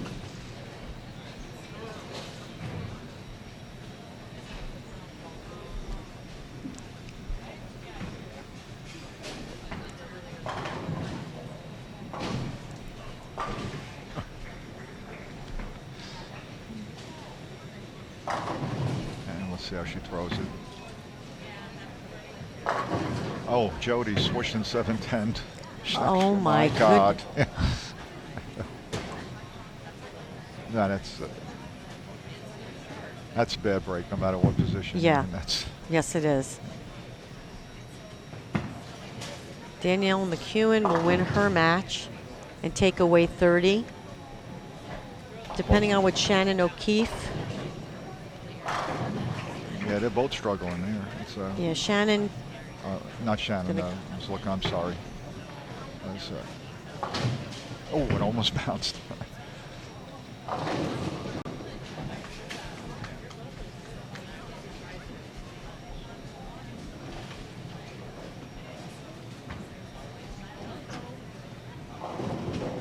Trying to check to see where Shannon O'Keefe, winner 226 over Sandra Gongora. So she will maintain her spot in the top 5. Boy, that had to be the match to watch. Probably the 2 girls with the most hand in the field, right? Sandra and Shannon.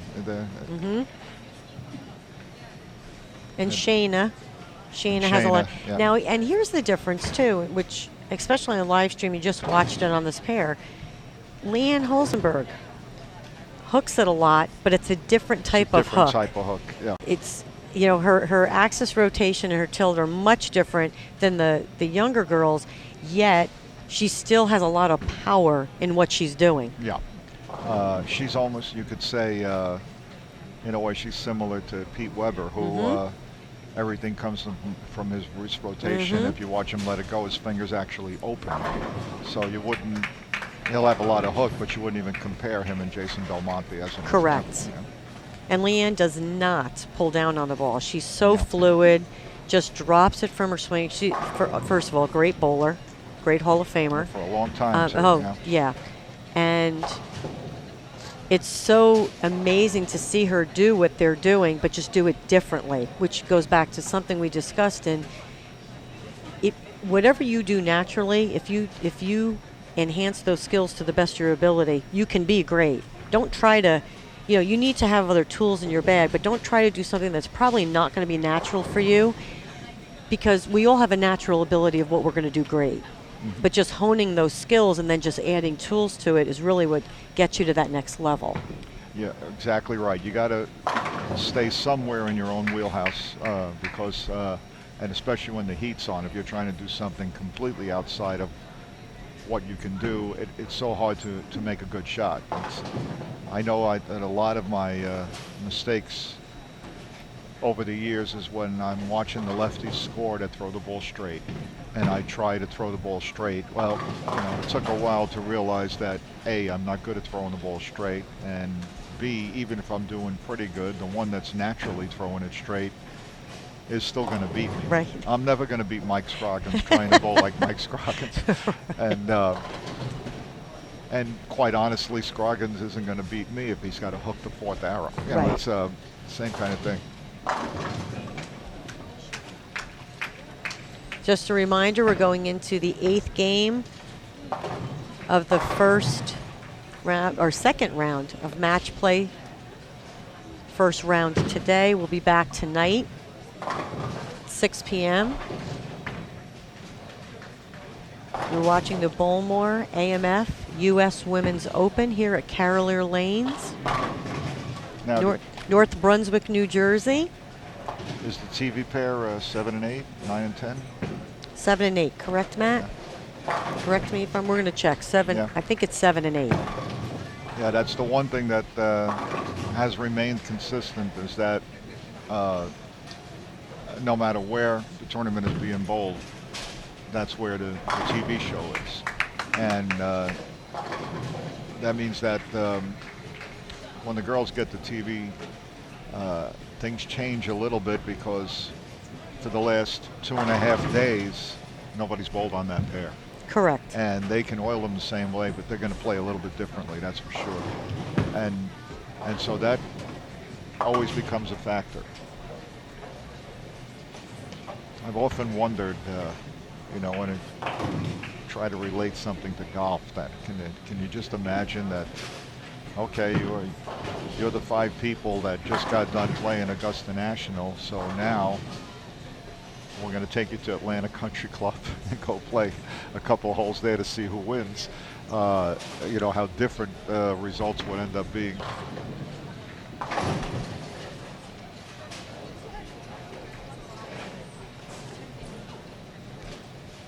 Shayna will beat Leanne Holzenberg.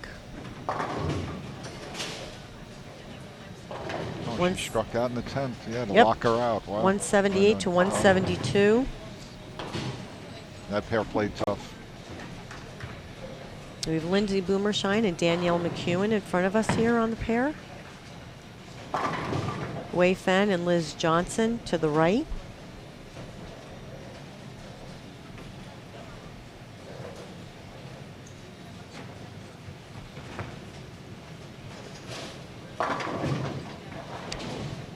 Solid 9 to start. I've always liked Lindsay's game. I always felt that that she has the potential of accomplishing a lot more than she has to this date. She's always in there, but I just felt that she could do better.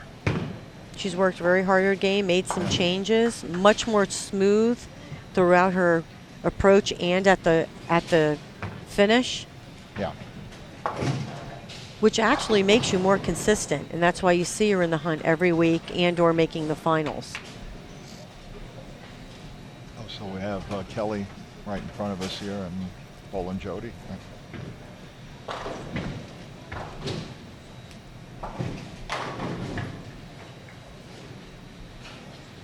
We'll wait a few more minutes to see if we can get the refresh, get some updated positions. I don't think the top 3 are going to change. Liz, Shannon, and Danielle should stay 1, 2, 3. Jazreel, Linda, Kelly, and Christina may change a little. Stephanie bowled a big game. That'll put her around Erin, if I'm not mistaken. And this is the one that I don't think you can count out. Shayna and Shannon Plahowski. Yeah. 185. She was only 185, and she just won that match. But I'm going to tell you, she's a grinder. She always finds a way. So she's, yeah. Yeah. See, well, there's, especially for Shannon Plahowski, there's a lot of history to go on. She can go back into our memory banks and say, I was in this position before, and this is what I did. I could do it again. Exactly. Danielle McEwen changing balls, moving a little bit further right again. Starting with the triple. I think this is an important game for Kelly after shooting 182 with a loss. Just as she was making a move, she doesn't want another bad game to go into tonight. And this pair is pretty tough, so it should be an interesting game. I will suspect that Kelly will bowl a little bit better tonight. Yeah. As the lanes transition while they sit for about 3 or 4 hours, Kelly will wind up being able to get a little bit left, especially with her. She's worked on throwing it a little bit harder, but as you can see, I don't think you need that ball speed and that push way down lane today. Ball really needs to read a little bit sooner like it did 2 days ago. So I suspect she'll bowl a little bit better tonight. I think you're right. I think that the scores could be real good tonight. First of all, there's only 2 on a lane instead of 4 on a lane, so there's only half the amount of bowling. And then they're going to sit and blend out when they sit. And Kelly is very, very good at repeating shots once she gets lined up. And so she could have a really good night. She just got to make sure she keeps herself in range and doesn't separate too far from 5th place.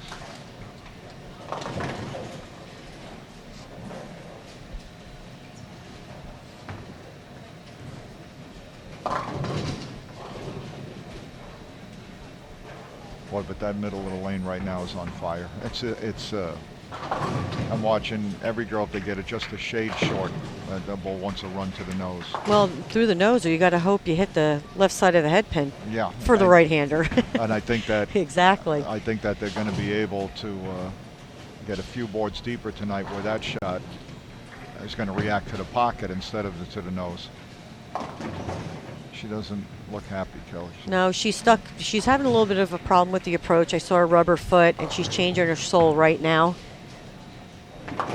One of the keys for Kelly is that smooth slide into the line because she has such good leverage. Earlier in the week, I know she changed soles and heels. We were talking about it a little bit. She finally got the right combination, and it was good all week, but she's running into a little bit of a problem the last 2 games. Clara Guerrero right now leads over Linda Barnes, only going into the 4th frame.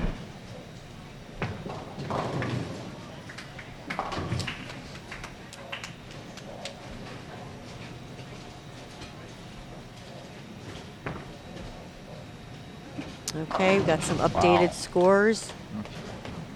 Like we said, Liz, Shannon, and Danielle stayed in 1, 2, 3. Jazz Reel, everybody stayed in 4th. Linda Barnes is in 5th. Kelly Kulik, 123 back. Stephanie Johnson moved up, 146 back. Christina Wendell, 146. They're tied for 7th.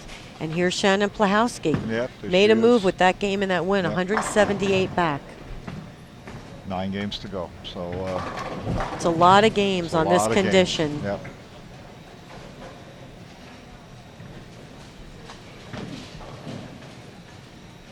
And even going down to, Erin McCarthy here is 226 out, Jennifer Higgins 238. On this, that is not impossible. Oh no, not at all. You shoot a couple 2-0s and win your matches, and everybody's shooting 170, 160. You're picking up 70, 80 pins. Yeah, this is the type of condition that if you figure it out and you start bowling decent scores, you can move in a hurry.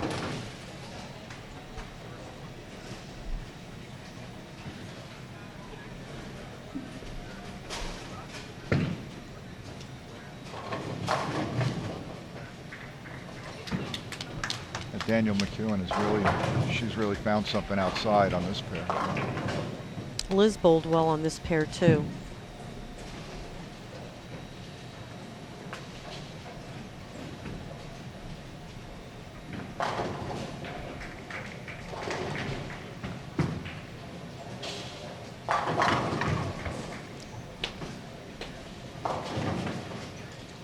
Jody and Kelly separated by 2 pins, going in 3rd frame.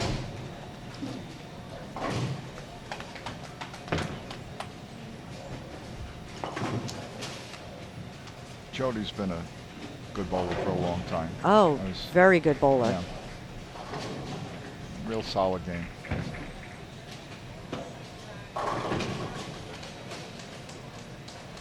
She bowled a few PWBA stops and with the old tour and bowled really well, but of course she had a full-time job, so it was hard to leave.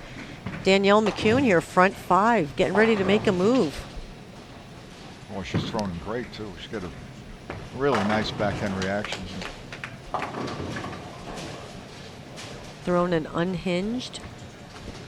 That's when I think a lot of times people looking left and right go, what did she find? And immediately want to make that jump. But it's not on every pair. Yep. Every pair is different. Every lane is different. Good shot by Lindsay Yeah. Boomershine.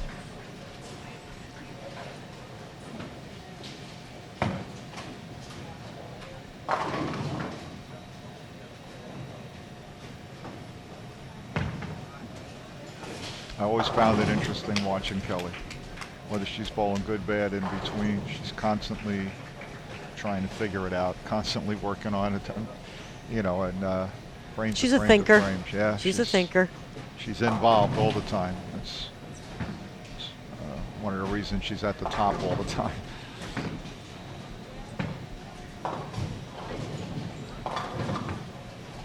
Nice shot. Oh, Great yeah. shot by Great Lindsay. shot by Lindsay. One of the key factors on this pattern this week too was there really wasn't any hold, and the only way you did create any hold down lane was by ball speed.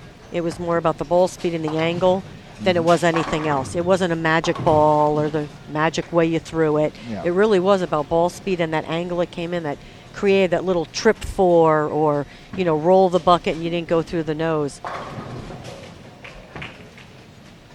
Again.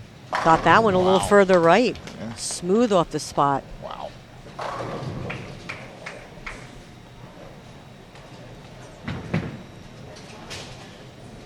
And here's the difference we were talking about. 2 matches right here. Danielle McCune using an unhinged. Yeah. Okay, a little bit of a weaker ball, gets down the lane, smoother off the spot. Liz Johnson in a menace. Strong, asymmetrical ball. So, once again, we go back to the whole not a magic ball. It's whatever works for you and what It's you can what get to. works for you. Exactly. Yeah.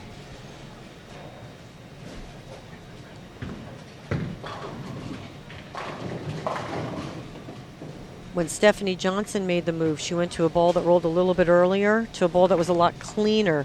It was cleaner, but still smoother off the spot. So key. If that makes it, I was going to say, if that makes it, she's bowling 300. And it almost got there. She's going to look to shoot 279. Yeah.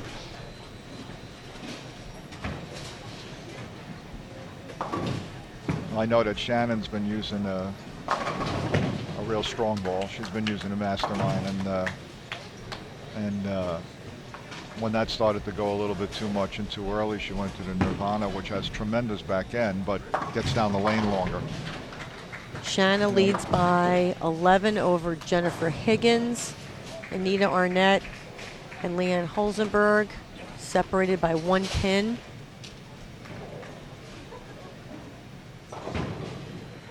Jody leading Kelly.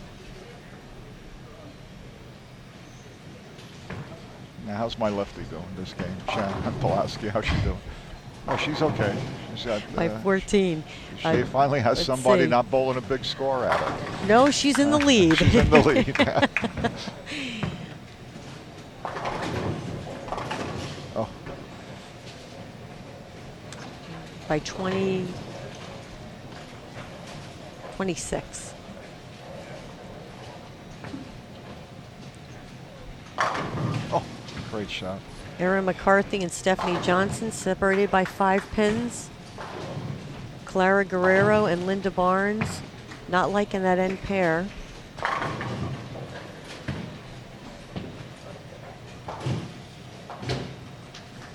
Clara leads by 33 going into the 7th.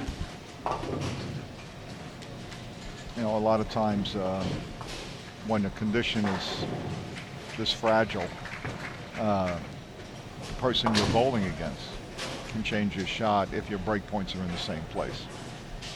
Jody here, who's pretty much going up the boards with good speed, can actually be pushing the ball down lane and pushing the oil down lane, and And because Kelly's going around and hitting that spot, she might get hang and hook.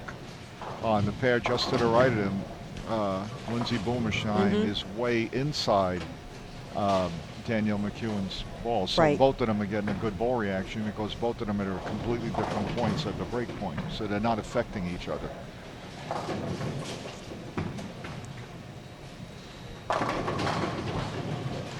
That's the break you Yeah. needed this week. When you missed a little bit, you were hoping that you'd carry that Brooklyn to Yeah, give rather you a than- mark instead of an open in instead that of an frame. open. Again, I'd like to thank all of our sponsors who have come on board with the PWBA. You can see the signs down lane on live streaming. I'm not going to mention them all because I'm sure I'll leave somebody out. But please take a look at everyone who's really just come on board with the PWBA. And again, I mentioned if you're not,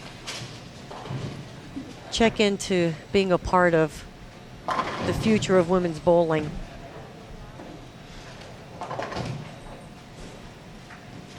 I think what we have to start doing is there are so many colleges out there that give, scholarships for the girls.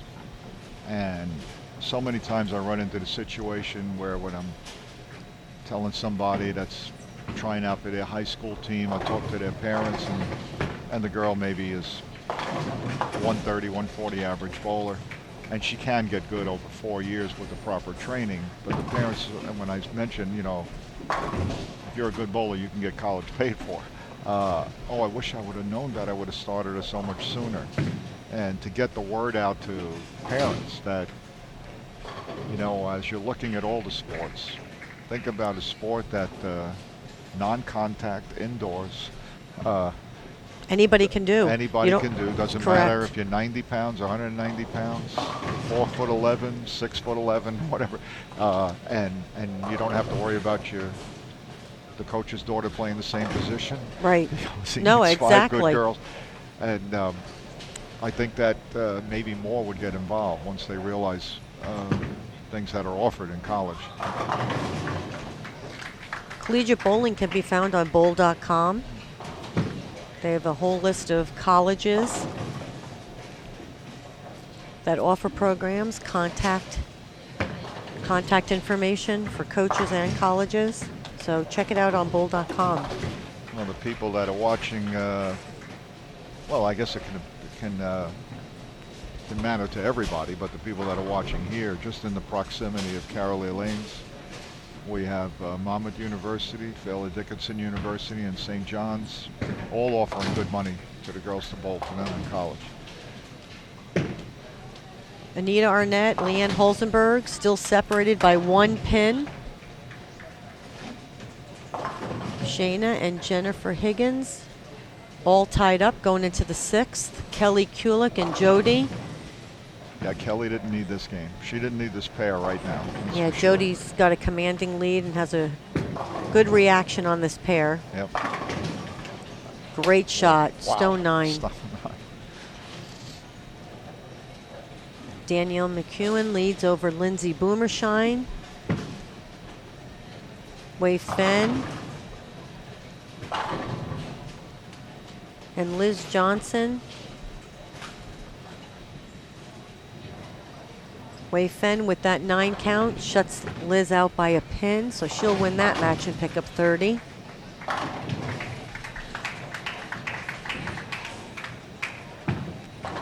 Erin McCarthy leads over Stephanie Johnson by 16, going into the 8th frame.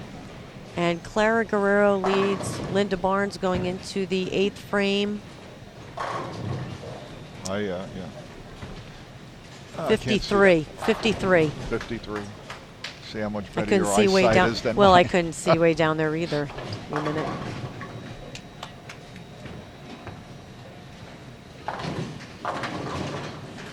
Another good shot by Lindsay. Just not carrying those light hits, and you needed a couple of those to, double, triple, and then make your spares. She Those bowled a really strong 2-0. She did. She bowled a great game. That solid 10 on the double really hurt her. Kelly just not getting the ball to tip in the right spot, leaving a ring 10, and then when she tries to fit it, And like you Goes said, high. if you throw it a little bit harder, it didn't recover. She tries to fit it, went high.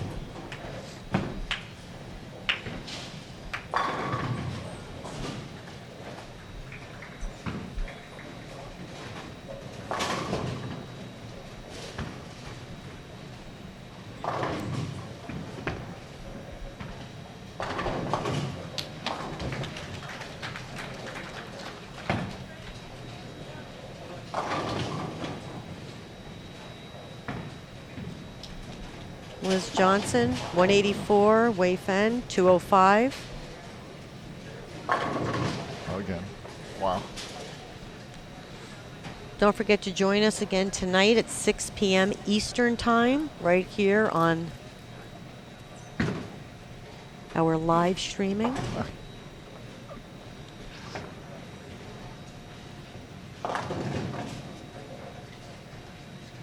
Top 5 will be on TV live tomorrow at 1 p.m. Eastern on CBS Sports.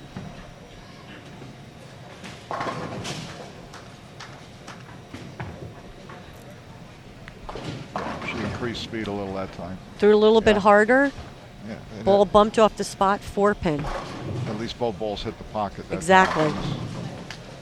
Boy, Danielle bowled a great game. Danielle Right. McEwen going at a 250 pace to win over Lindsay Boomershine, 206.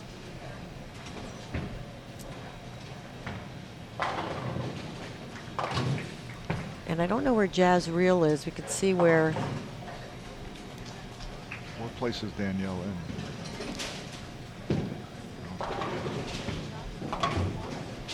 Danielle's in third. Oh, she's in Jazz third, Reel is winning her match over Rocio, so she'll keep her position.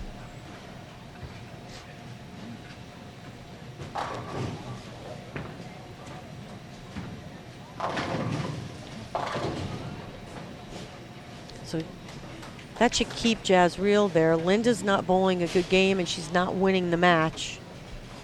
So that's going to change things. That's going to change things. So- Kelly is not winning. Stephanie is down in her match by 30. And Shannon's shooting 227, and what do you got? She's got to win this one. Yes. And that's going to move her right up. Yep. Well, folks, it's going to be an interesting evening. Make sure you tune in. Because every game it can change.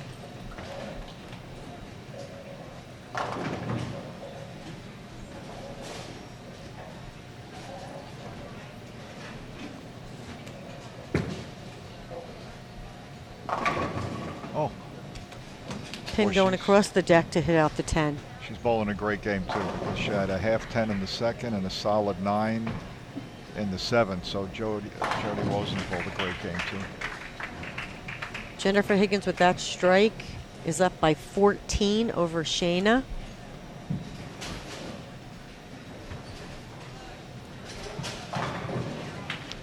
Shanna Plahowski gets the first one of the test. She's winning her match over Karen Marcano.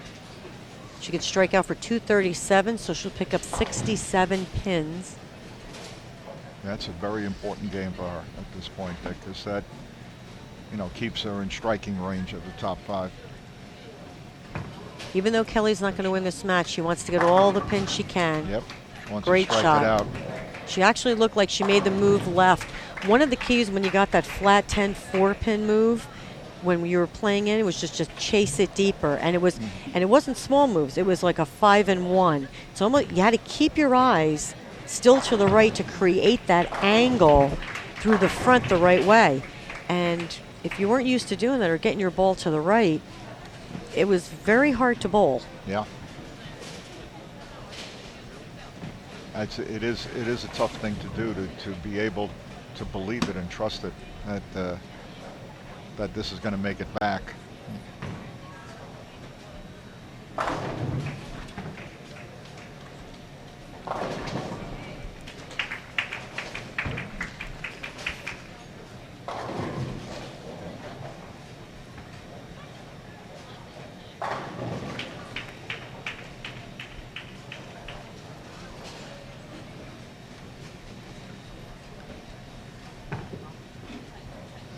chance. Great Great shot by Kelly. Yeah, If she can get out of this game with the 192. that'd be terrific. Exactly, if she gets out of especially it. after her last 2 games. Correct.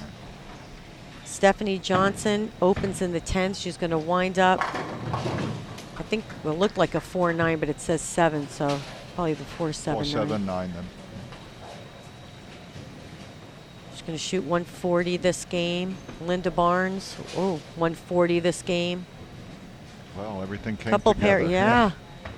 Well, it's just pair to pair because they last 2 games were great games. Struck out for 210, 220. Oh, great shots. Beautiful finish. This 192 game will actually allow Kelly to, believe it or not, pick up. She's going to pins. pick up with 192, Linda Barnes 144. And Lindsey Johnson and Stephanie Johnson. She's going to pick so- up 50, almost 50 pins Yeah, with the loss. with the loss. Yeah.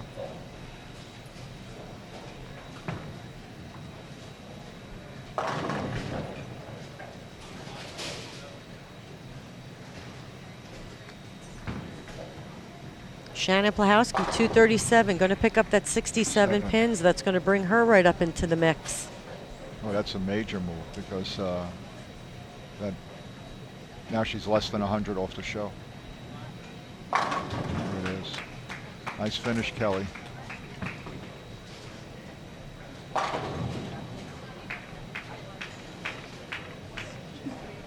Danielle with that great game will keep her 3rd place. 3rd place finish for right now. Liz, obviously, will still continue to hang on to 1st place. Yeah, I think. By about, let's see, she's in the show by about 800. Yeah, that's all. So- Jody, solid 10. Jody I don't know, is Bowles Liz now. coming back? I don't know, is Liz she coming come back for back? the last round? She's in the show by 800. Yeah, she's in pretty good shape. Or she can bowl 4 games, hang Yeah. out. And then I'll go hang out. That's-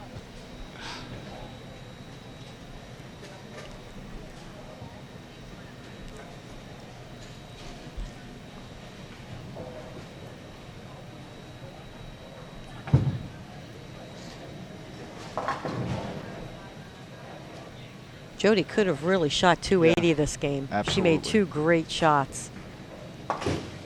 She'll shoot 230. If she strikes 238, yeah, and it should have been 280. You're right. easily Yeah, 280. a solid 9 and a solid 10 were great shots. Shayna will beat Jennifer 213, but Jennifer is finishing big, going for that 2-0.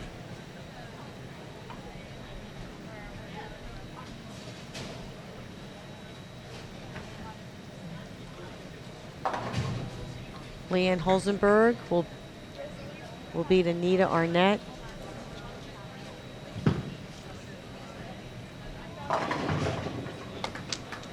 Very nice. Great bowling. 238. That was so much more than a 238. That was Yep. an awesome game by Jody.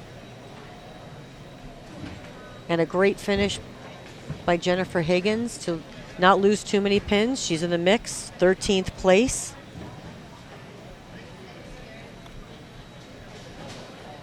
And Leanne coming back after the 170 on this pair.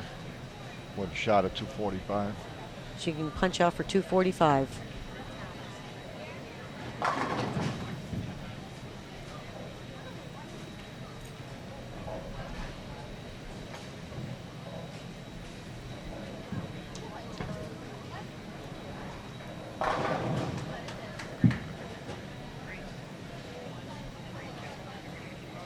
As we watch this 10th frame by Hall of Famer Leanne Holzenberg,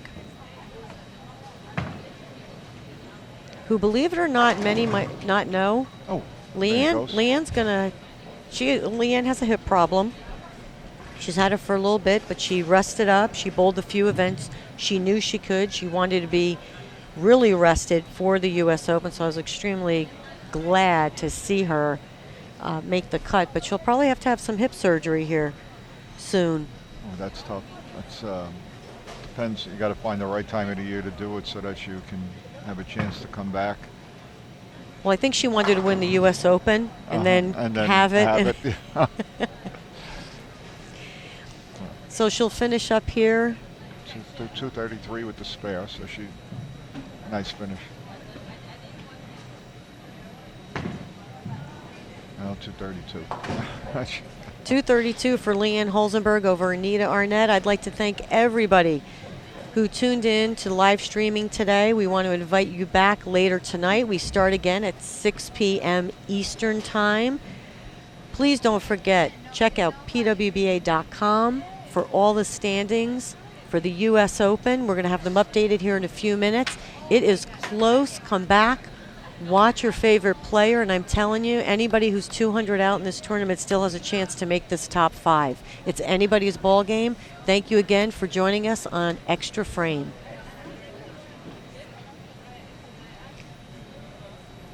Oh, and do I have to thank you before we go? That's up to you. And thanks, Johnny P., great Hall of Famer, winning in 6 decades. It was a pleasure to sit here with you today, Johnny. And I hope that people watch tonight, the greatest women in the world. It's going to be exciting. Thank you. We'll take a break here, round 3 match.